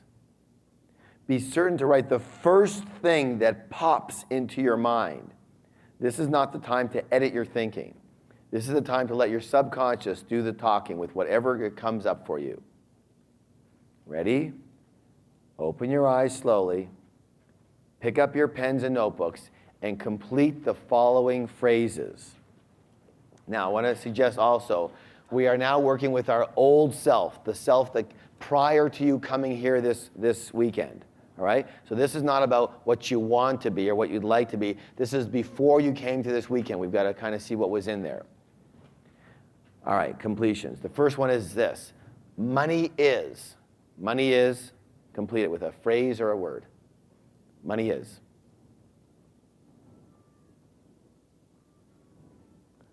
Money is. Good. Again, another one for money is. Money is. Everybody needs to be doing this individually. This is not a partner thing.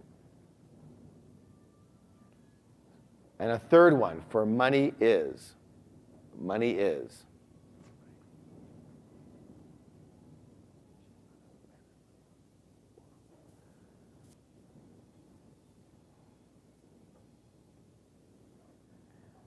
Number 2, wealth is. Wealth is. A completion for wealth is.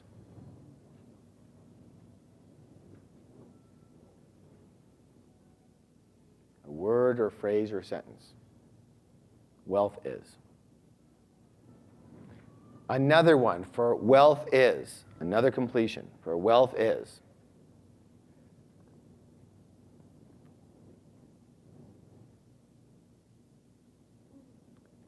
Wealth is.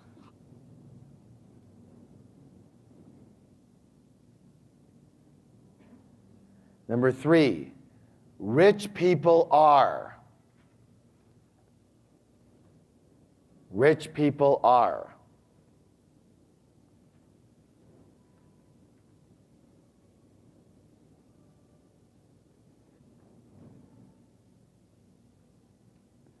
Again, rich people are. Another completion. Do not get stuck in your head. Just write immediately. As soon as I say it, write it down. It's easy to get stuck. Rich people are. Stay present. Number 4, the reasons I can't or may not become extremely wealthy are, I'll say it again. The reasons I can't or may not become extremely wealthy are, list several of the reasons that could stop you from becoming wealthy.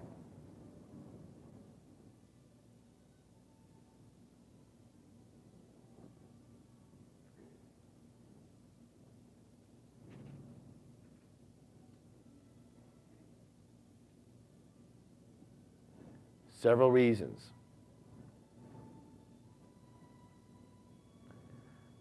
The reasons I can't or may not become extremely wealthy are, there's several completions for them.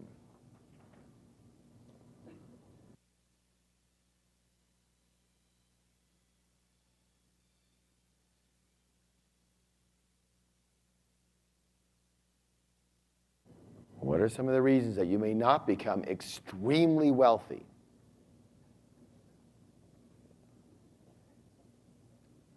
This is not the time to be overly enlightened here. Just write them down.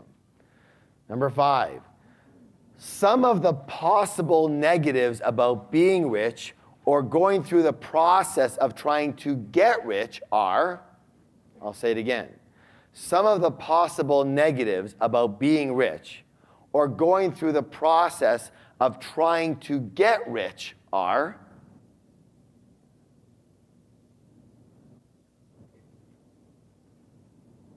some of the possible negatives about being rich or going through the process of trying to get rich are,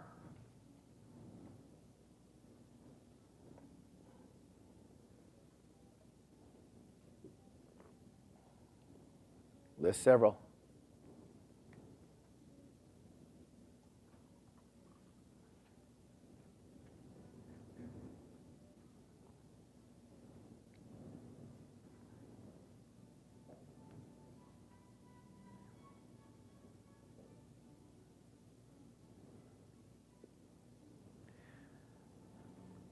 Number 6, my greatest worries and fears regarding money and wealth are, list several. My greatest worries and fears regarding money and wealth are,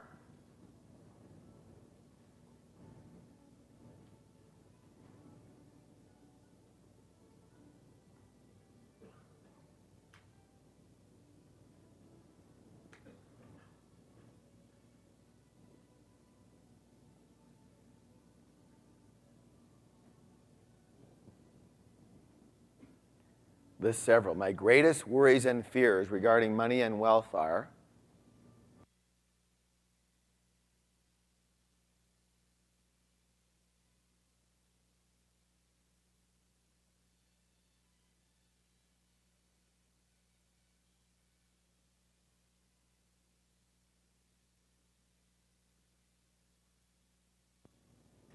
listing several. My greatest worries and fears regarding money and wealth are. Number 7. The worst thing about money is. The worst thing about it, if there was a worst thing, what would it be? The worst thing about money is.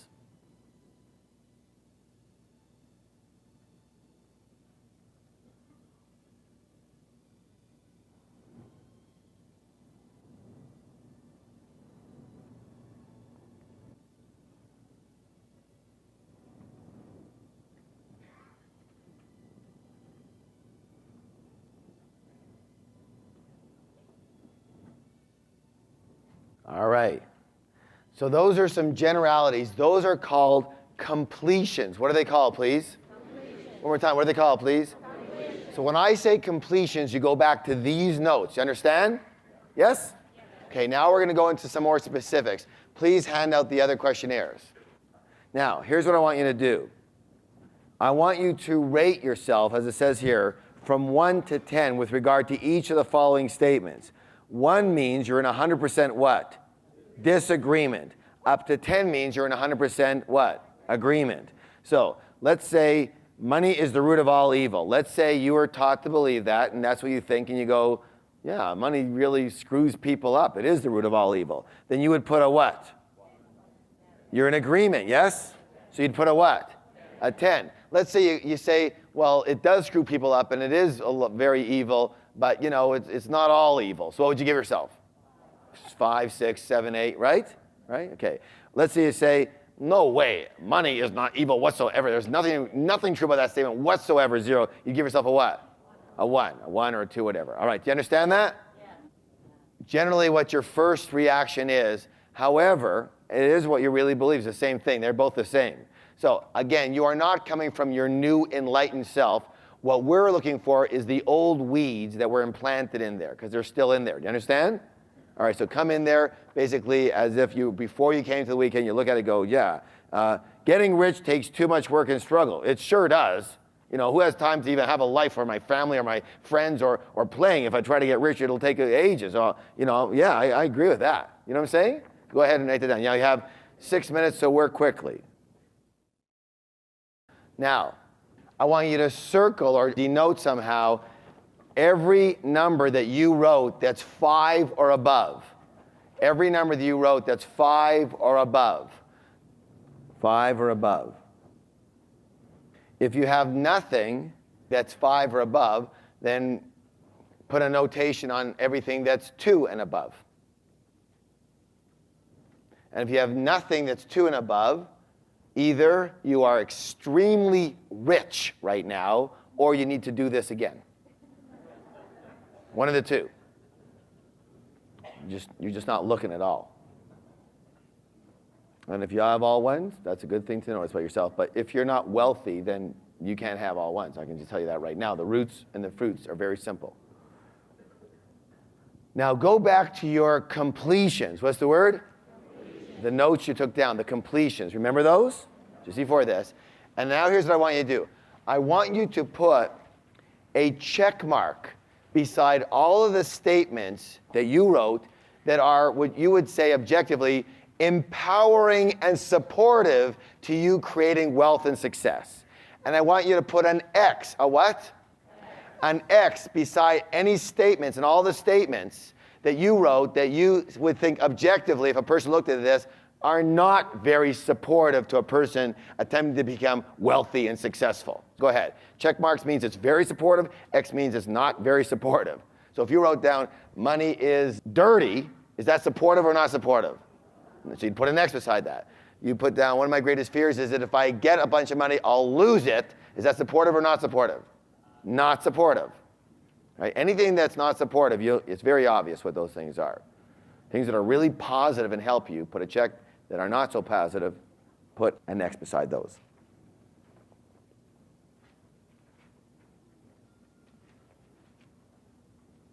Good. Now let me ask you a question. How many on your completions noticed you had more X's than checks? Very good. Now, how many people also noticed that this was a setup? So we were not eliciting the positives, we were eliciting the negatives, yes or no? Who can tell me why that is? Yeah, look, the negatives are your weeds. What are they? They're your weeds. They're your weeds. What do we want to clear? Your weeds, or we want your strong roots? We want to work on what? Which ones? The weeds. We want to clear out the weeds, yes or no? So I don't need to know what's working for you. We don't need to know the supportive ones. Those are already working for you. Great, keep them. We'll strengthen them here this weekend. What we need to know, when you're looking to clear up the soil, you're pulling out the rocks and the weeds, the obstacles, yes or no? The good stuff you want to leave in there. So we don't need that stuff. So we're only interested in eliciting the non-supportive material to work with that. Does that make sense? All right, that's why it's a setup, right? Which is set up to elicit the negative, the non-supportive stuff. Very good. Now, in a moment, I'm going to ask you to share both exercises with your partner. That means all the X's on your completions and all of the circled, in other words, 5 or over, on your belief questionnaire. Got it? Now, hold on. Don't share yet. Why do we share? The process is called what? Articulation. Why is that important? Who can tell me? Become aware of it? Yes. Clarity. What else? Release. Thank you. Everything in the universe, including you and me, everything is energy. What is it? Energy. That's all it is. It's a form of energy. Got that? Yeah. Therefore, your beliefs are a form of what? Energy. That are usually stuck inside. And therefore, what we're going to be doing here is simply by articulating them, by expressing them, we immediately begin to what? Express that energy, that non-supportive energy. So that's a very quick way immediately of starting to move that from in here to out of here. Got it? Does that make sense to you? Okay, so that's one of the key things. Secondly, when you articulate, you get a chance to what? Hear yourself, which now all of a sudden goes from an inner situation to an outer, much more objective situation. When you get to hear yourself say these things, all of a sudden your brain has a different take on these things. Got it?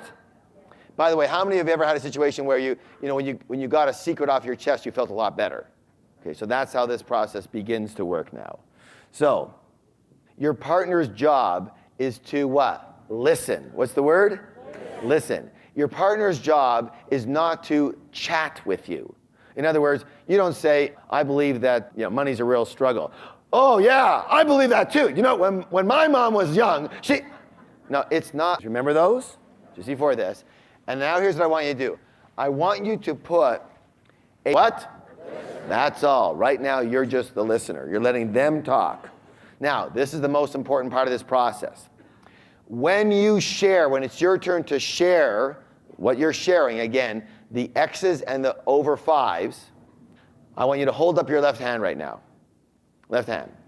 I want you to put your thumb and your middle finger together and squeeze them moderately hard. Now you can put it down, but hold them like this. So when you're sharing, when you're articulating, you're going to hold that position of your thumb and your middle finger together on your left hand and squeeze them as you're articulating it. Do you understand that? That's called setting an anchor, which we'll release later. What's it called? Setting an anchor. It's very, very important that you do this. Okay. So in a moment, B is going to begin. When you articulate, you're going to have 5 minutes. Then I will tell you when to switch. Don't switch before that. When you switch, make sure that the new partner puts their thumb and middle finger together as they articulate. All right? Yes? Yeah. Also, if you're the listener, you don't put your fingers together. You're not anchoring their thoughts. Right? Also, many of these things are unconscious, subconscious, and they need to be expressed. So, if you find that you have some tears coming, that's great, no problem. You're in a very safe environment here, and you might find that happening throughout the weekend. No problem. So, B is going to begin. You know what you're sharing, right? All of your X's and all your 5s and aboves. 5 minutes, I'll tell you when to switch, and go. Make sure you set your anchor. Set your anchor.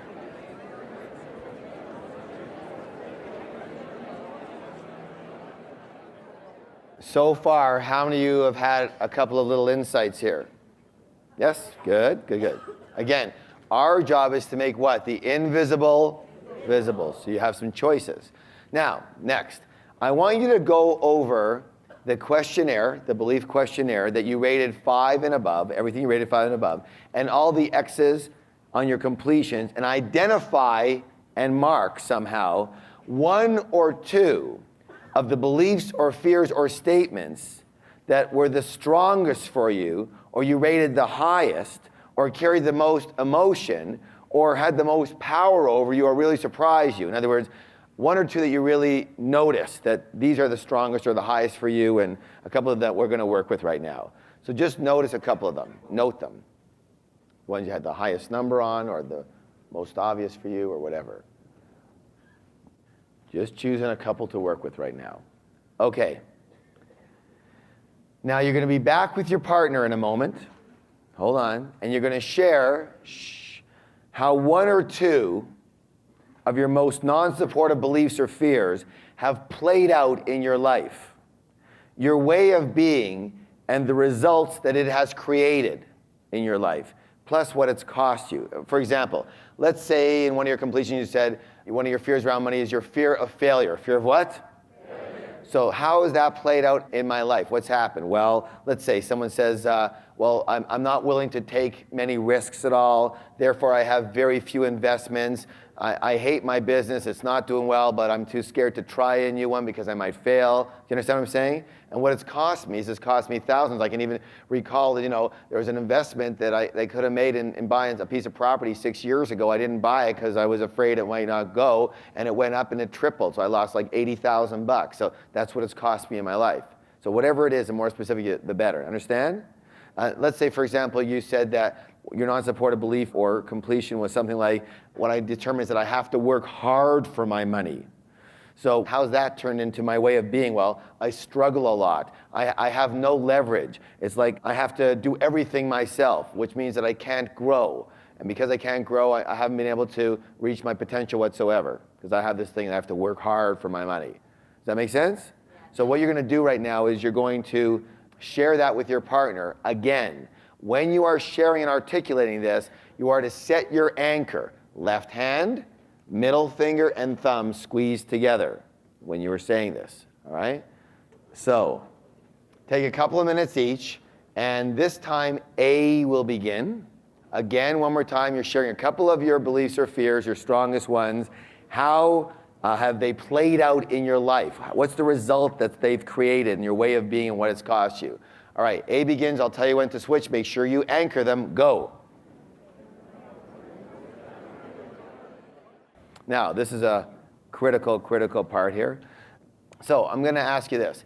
One of the things we like to do here is we like to make sure that people realize that they're not the only one, right? And also, it's very, very empowering to be able to express what you have to say out to a large space. So who'd be willing to share what they wrote down as far as what they wrote as how the certain belief has played out in your life, all right? And the results that have happened because of it. Now, I'm not going to ask you where the belief came from. We're going to do that later. But here's my belief. Here's how it's played out in my life, all right? So we can get some insights. Who'd be willing to share? These are the 3 things that I wrote down, are losing, responsibility, and time. And the way these have played out in my life is all these 3 things put together. I delete business opportunities automatically, whether it be investments or network marketing or whatever, because of fear of losing, and it's too much responsibility and it takes too much time. Very good. What's it cost you in your life? Freedom, I guess. Freedom and success. A lot more success and potential, right? Yeah. Excellent share. Give her a big round of applause for courage. Very good.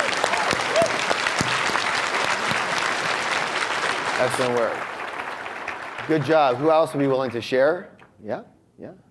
I'm Marg, and I have noticed that I have a habit of, because I like to share equally with other people, so when people are working for me or I'm in a project with people, I pay them very generously. I feel it has to be equal instead of paying myself more because of the risk I'm taking as leading the project. So it means that in group situations particularly, I don't get the return that I need to be successful at it because I share too much. So in other words, your belief is that everything has to be fair, right? And equal. Fair and equal. Yeah. Fair and equal. Remember those words. They're driving you freaking crazy. Remember those words, okay? Fair and equal. Good. Give her a hand. Excellent work.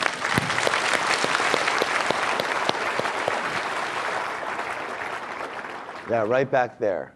My name is Chantal, and I love money.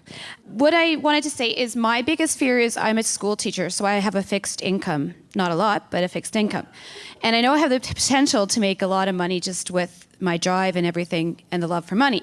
But I'm scared to lose that fixed income because it takes a risk to leave it, and then the fear of not having even less than what is already there. So how's that played out in your life? I'm still teaching. You want to be teaching? I like it, but I think I have more potential to do more and to give more. I don't think. Are do you know what teaching I? in the school system? Yes. So that's why you're fixed income. Is it possible you can still teach but make a lot of money doing it in another way? Oh yeah, for sure. So you have a fear, and that fear is stopping you from losing this fixed income for fear, obviously. Right, because I have to leave it first in order to start right. doing it. Right. Yeah, good notice. Give her a big round of applause. Come on.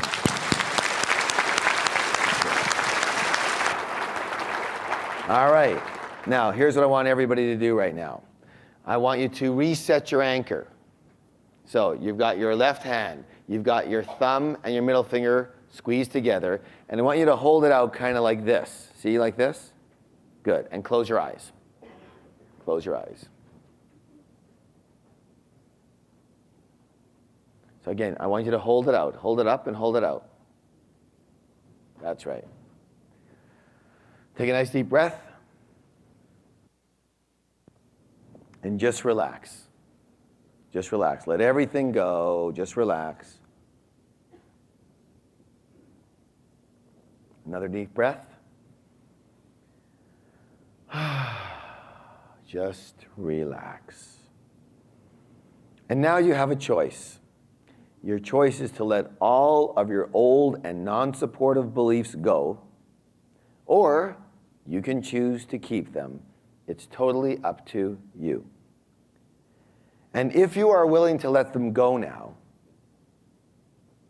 imagine that all of these non-supportive beliefs and the feelings that go with them are all packed into and form a tiny ice crystal. And you are holding this ice crystal between your thumb and middle finger. So actually feel the ice crystal now between your thumb and middle finger.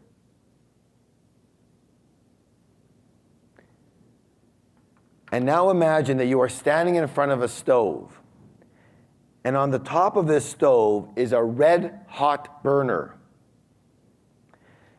And now hold your hand with this ice crystal that is full of your non-supportive beliefs and feelings about money and wealth, about 6 inches above the red hot burner. And think about the pain that these old conditioned beliefs have caused you. And now, if you're willing, it's time to release them forever. And when you're ready, you simply drop the ice crystal by opening up your fingers and watch it melt and totally disappear.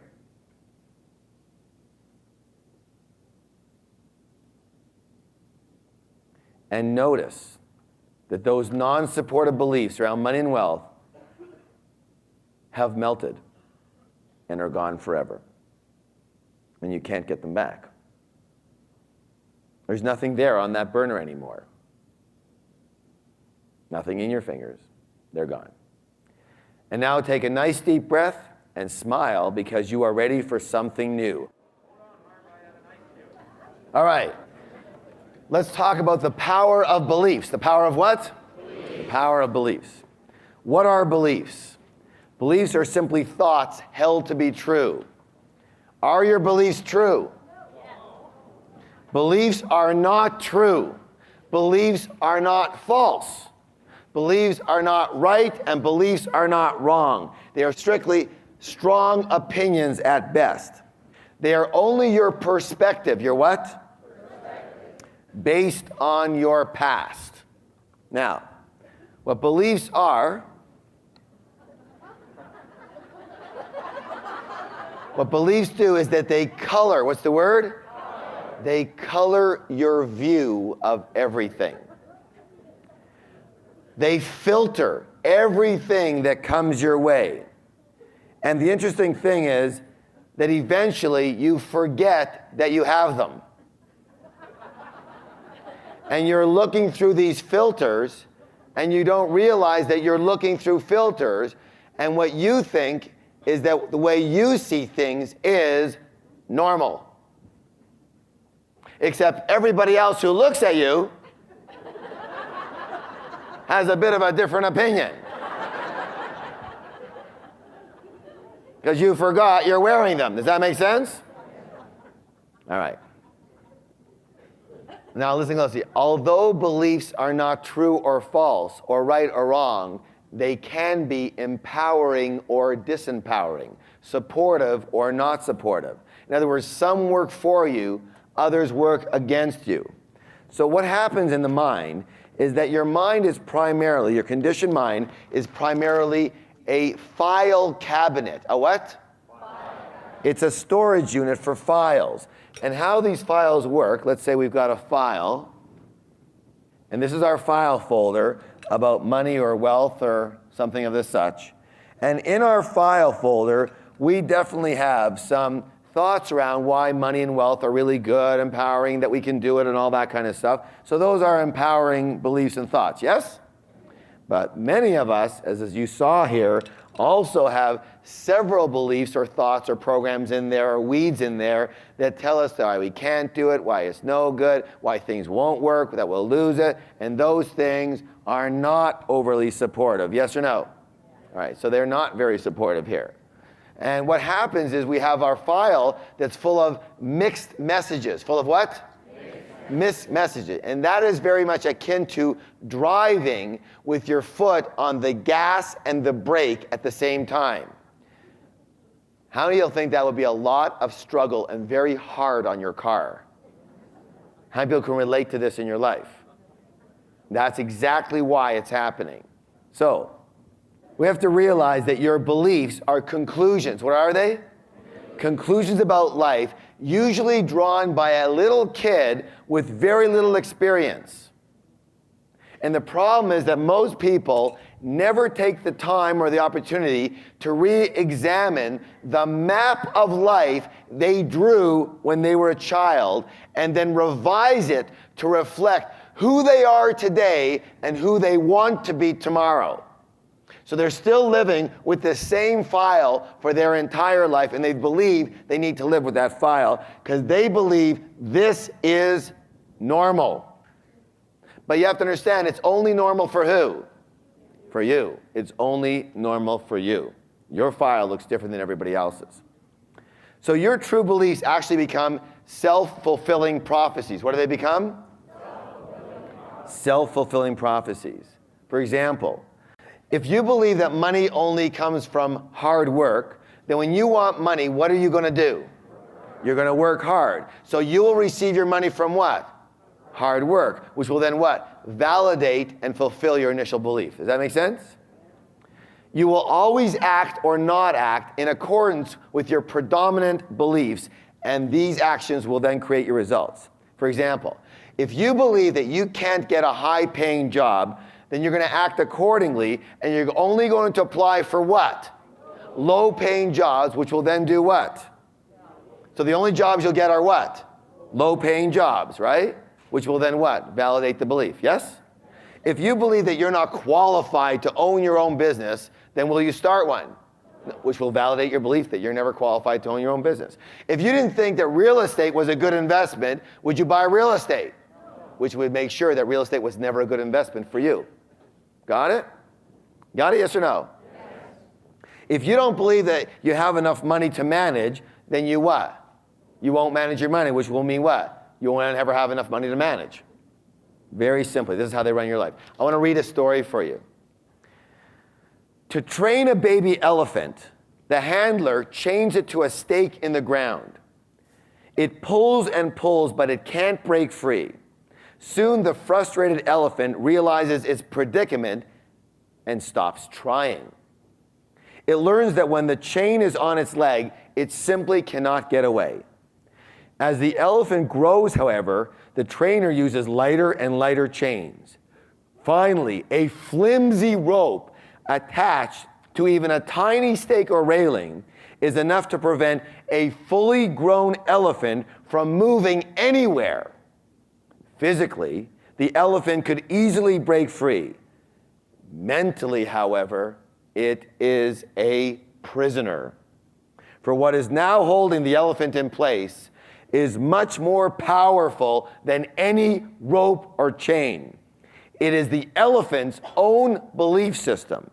And as long as it feels the rope on its leg, it will never even attempt to escape. In 1964, there was a horrendous fire in the Barnum and Bailey Circus.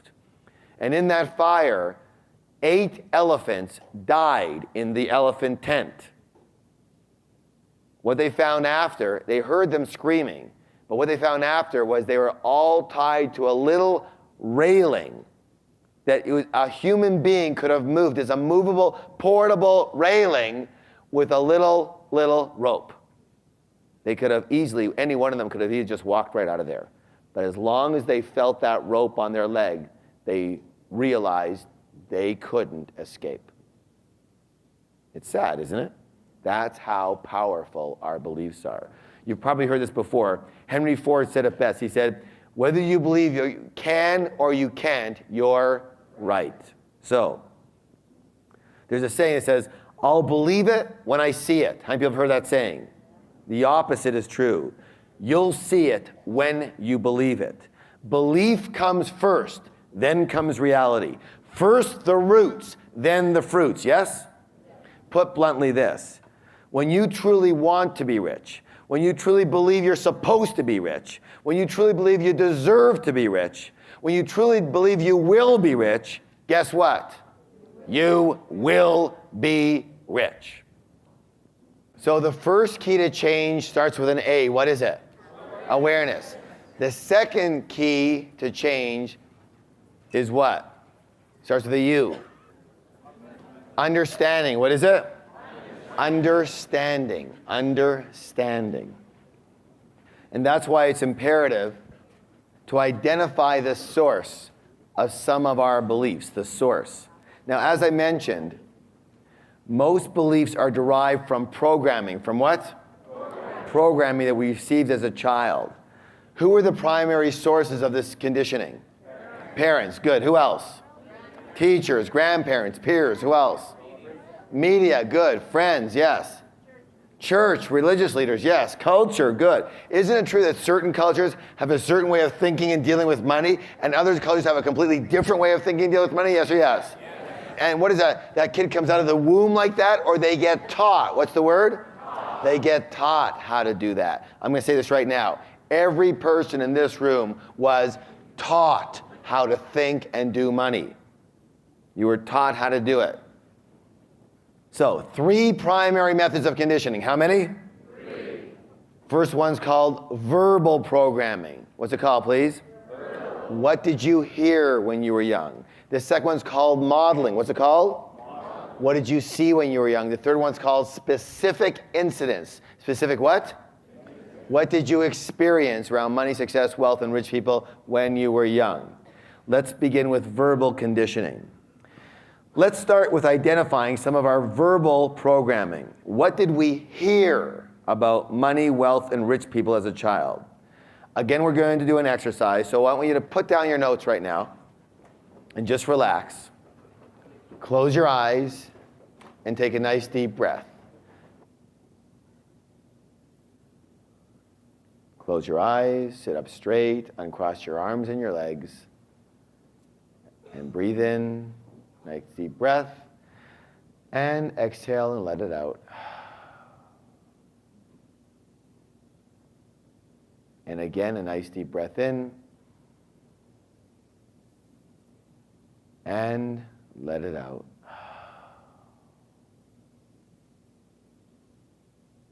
And put your attention on relaxing your feet, and relaxing your legs, relaxing your abdomen, relaxing your chest, relaxing your arms, relaxing your shoulders, relaxing your neck, relaxing your head, relaxing your jaw, relaxing your tongue, and relaxing your eyes. A nice deep breath in again, and let it out.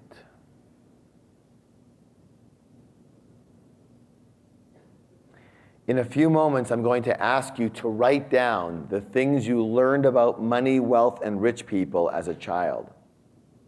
Allow these memories to come into your focus and then pass right on through, knowing that they will be available to you when it's time to recall them.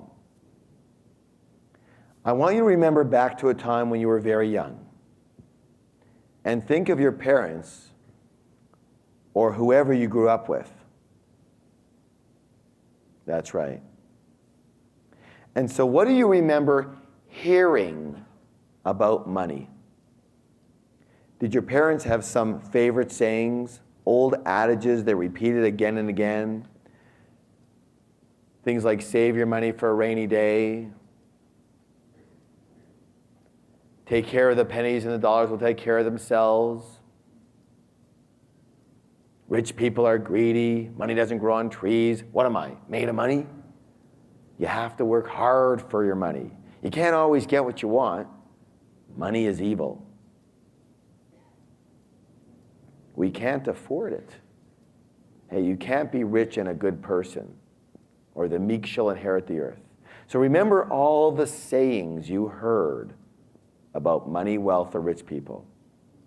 And what was it that your parents said to each other about money? How about to their friends and relatives? And if you had any brothers and sisters, what do you remember your parents saying to them about money? Or maybe nothing was said about money. Maybe it was a taboo subject, a big secret.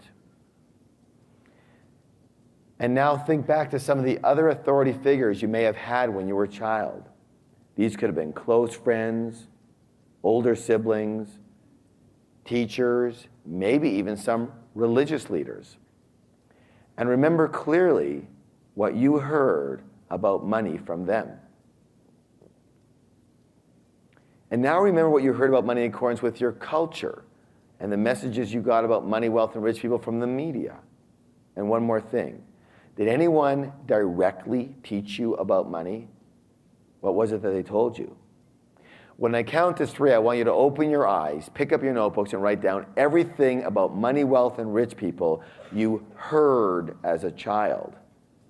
1, 2, and 3. Now keep your pens moving. Do not get stuck in your thoughts or your feelings right now. Just everything you remember hearing about money, wealth, and rich people as a child. Take 2 minutes.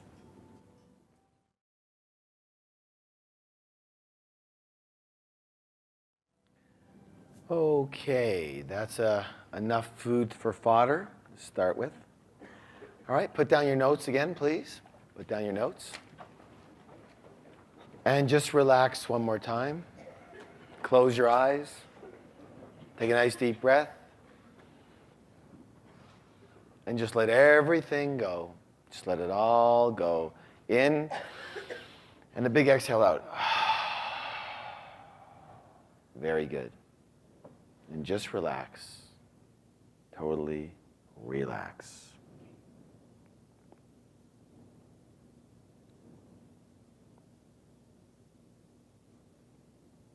And in a few moments, I'm going to ask you to describe your family situation around money as you were growing up. So go back now to when you were a child and think about your mom and dad or whoever you grew up with. And what were they like when it came to money? How did each of them act? Did they argue about money? A little A lot? Never? How were their habits? Was one a spender and a little more free with their money? Was one more of a saver, maybe a little more tight-fisted? Was your household income consistent or was it inconsistent? Did your parents bring in a high income, a low income, or a moderate income?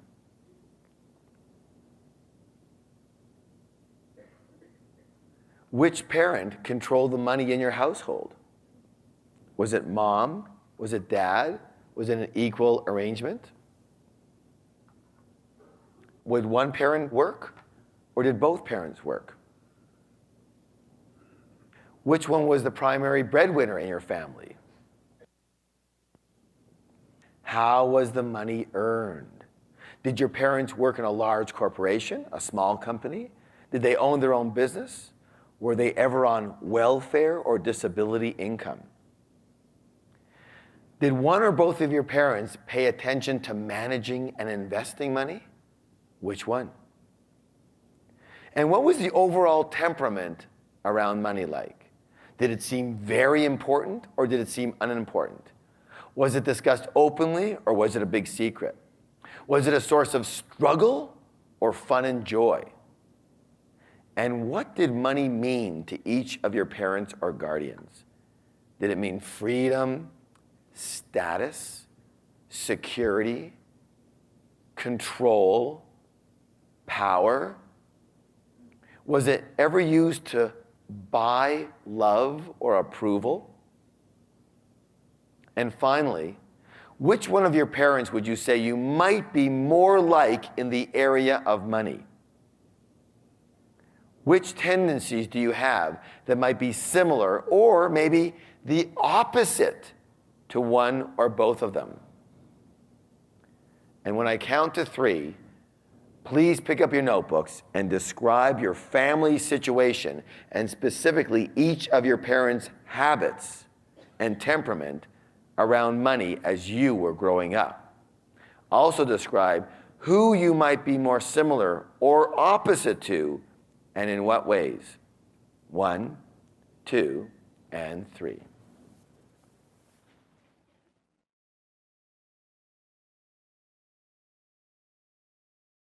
Here's what you're going to do. I'm going to ask you to articulate. I want you to share. What's the word?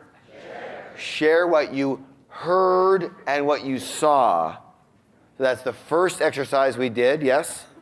About what you heard. And the second exercise we heard is about what you saw around money when you were growing up. Notice if you are similar also to one or both of your parents, or exactly the opposite, and in what ways. Also share with your partner as to what effect this conditioning has had on your life and results so far. So you get it? You're sharing both exercises, the first one and the second one. And you're sharing also how it's affected your life, and you're sharing who you might be more like or opposite to between your parents. Okay? Now, if any of what you're saying is not supportive, we know what that category is, which many of them will be in that category, I want you to anchor your thumb and middle finger on your left hand. So here's the way to do that. If you have some really supportive things in there, say those first, get them out of the way. Then if you have non-supportive stuff, then do the anchor and do the rest of it. Does that make sense? So you're only anchoring what? Non-supportive statements. Got it? All right. So B begins, 5 minutes. I'll tell you when to switch. Go. How many of you had some insights, notices? Yes? All right. Now, both verbal programming and modeling are extremely powerful. They're actually the primary ways in which humans learn. I'll give you an example. My son, his name is Jesse. When he was 4 years old, how old? 4 years old, he runs to me and he goes, "Daddy, let's go see the Ninja Turtle movie. It's playing near us." I'm going, man, is this kid brilliant. You know, he is like geography all the way. Listen to his sense of direction. How would he know? Well, about an hour later, I'm watching the movie with him, and I see the commercial for the Ninja Turtle, now playing at a theater.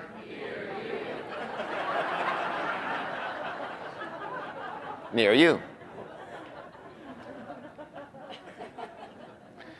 One of our students, participants, his name is Stephen. Now, the interesting thing about Stephen is that he came here with a very big problem. His problem was that he earned a massive income, i.e. $800,000 a year, and he'd been doing that for 7 years straight, but he didn't have a dime to his name. Yeah, everything went. He spent it, bad investments, always something, right? He did this process, and he realized that when he was young, he always used to hear his mother say these words: rich people are greedy. They make their money off the sweat of the poor. You should only have enough to get by. That's what he heard. So, in other words, what he got is that rich people are bad. Yes or yes? Since he loves his mother and wants her approval, then what? If he got rich, then he would also be what? A bad person. So he could never allow himself to get what? Rich. Be impossible there. So, what did he do around this? Well, he realized at the program here that those were his mother's beliefs. Those were his mother's filters, glasses, and that he's just borrowing them. He saw her and he's borrowing them, that they're not his necessarily, and that if he wanted to, he could go shopping for some new glasses. Understand? Yes or yes? And so when he realized that, he decided to change his filters, change his beliefs, and he did that, and he's already rechosen his beliefs, and he became a millionaire within a year and a half. Now, that's not that difficult when you make $800,000 a year. But when you go 7 years straight without having a dime and then do it, it's a big difference. Does that make sense? And one of the real keys that we talked about and what we did here is that he got because he wanted his mother's approval. So one of the things he wanted was he wanted his mother to be on side with him. So one of the things that she's always loved is she loves the beach of Hawaii. So what did he do? He bought her a condo right on the beach in Maui. Guess what? Now she thinks it's a great idea that he's very rich. She loves the idea that he is rich. In fact, he has 7 brothers and sisters, and she's constantly annoying them about how Stephen's rich and they're not. She wants to see what she can get from them. Smart lady. He actually brought her on, because he brought a lot of people to the next event, he brought her, a little lady here just totally controlling his life. Unbelievable. Anyway, she loves the idea. All right, let's talk about modeling. What's the word? Modeling. Kids learn almost everything by modeling.